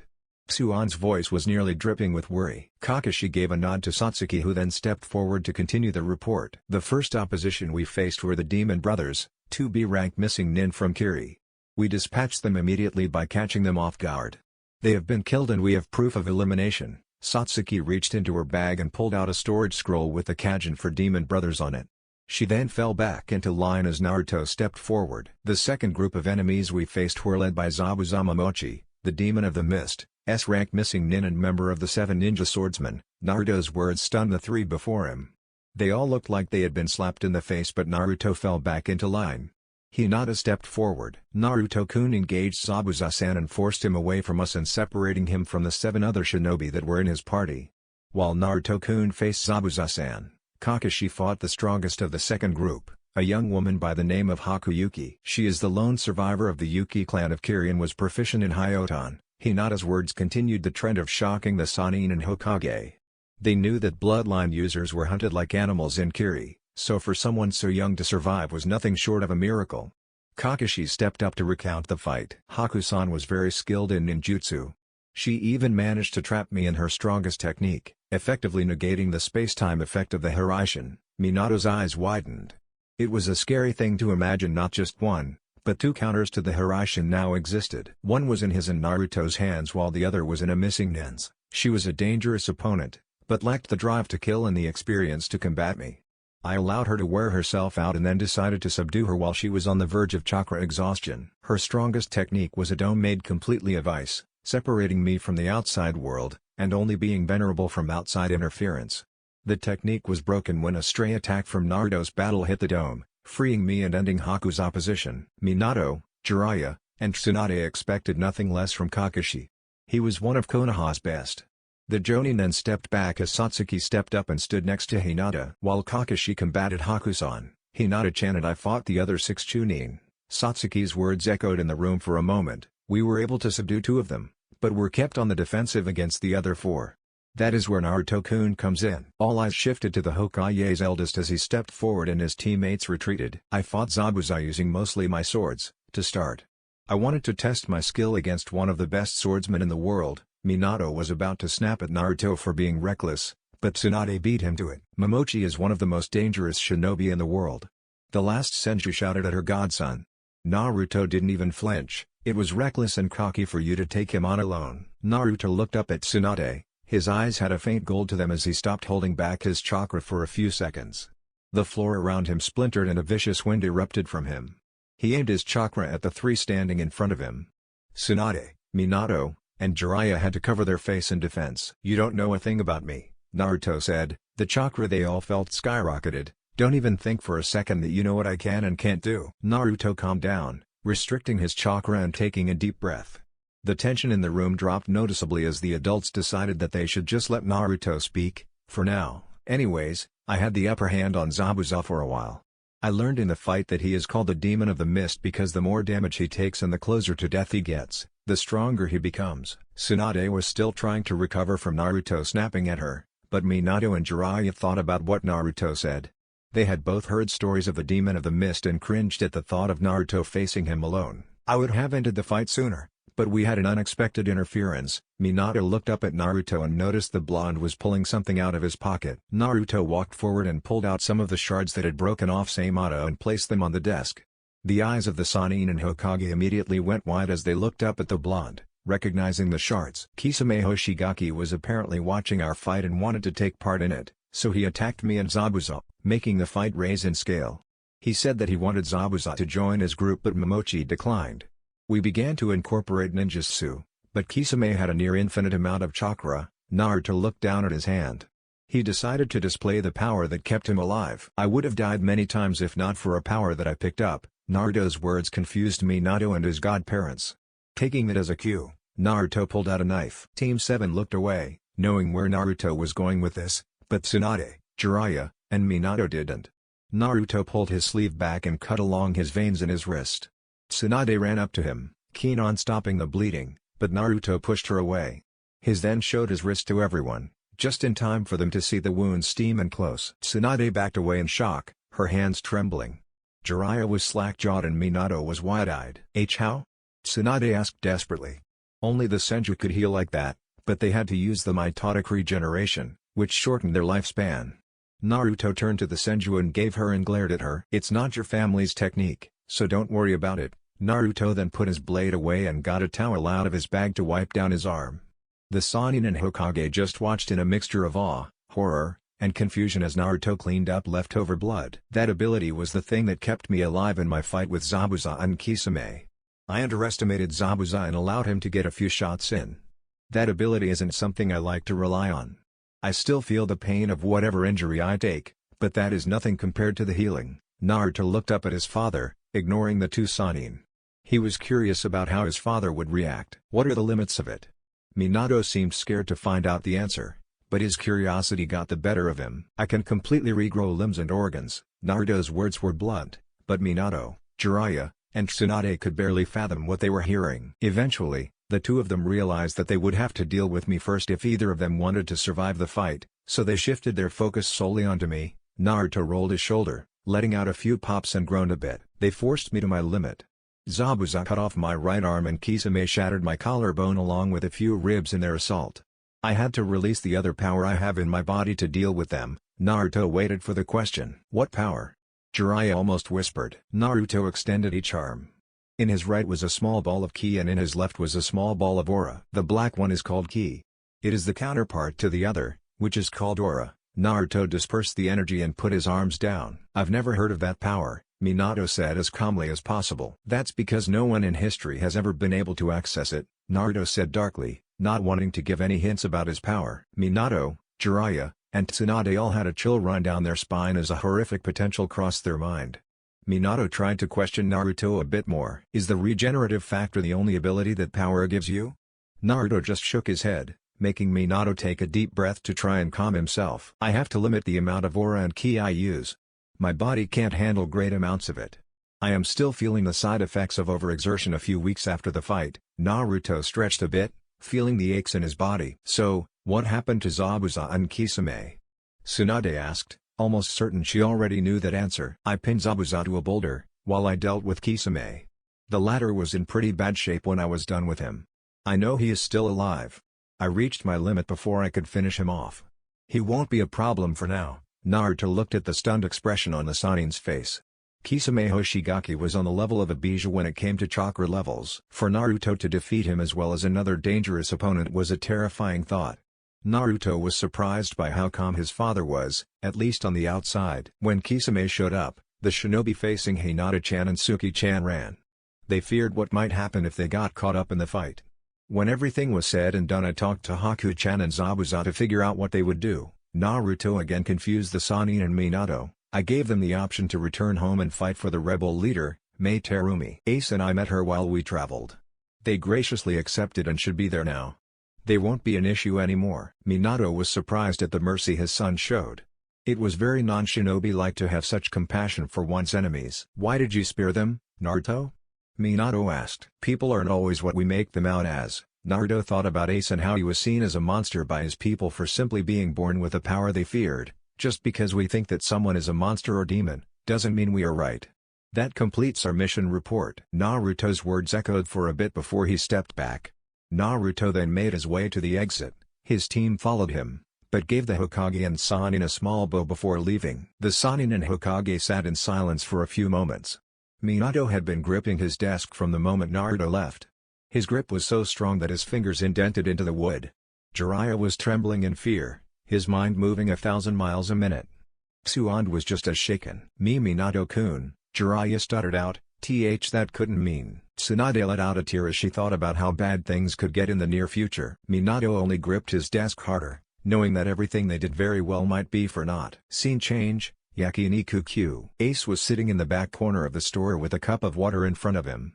As soon as Naruto entered the village, Ace left their apartment. Ace wanted to talk to Naruto about a number of things, but he had to choose his words carefully. He thought long and hard about how this conversation might end up, but he knew that he had no choice.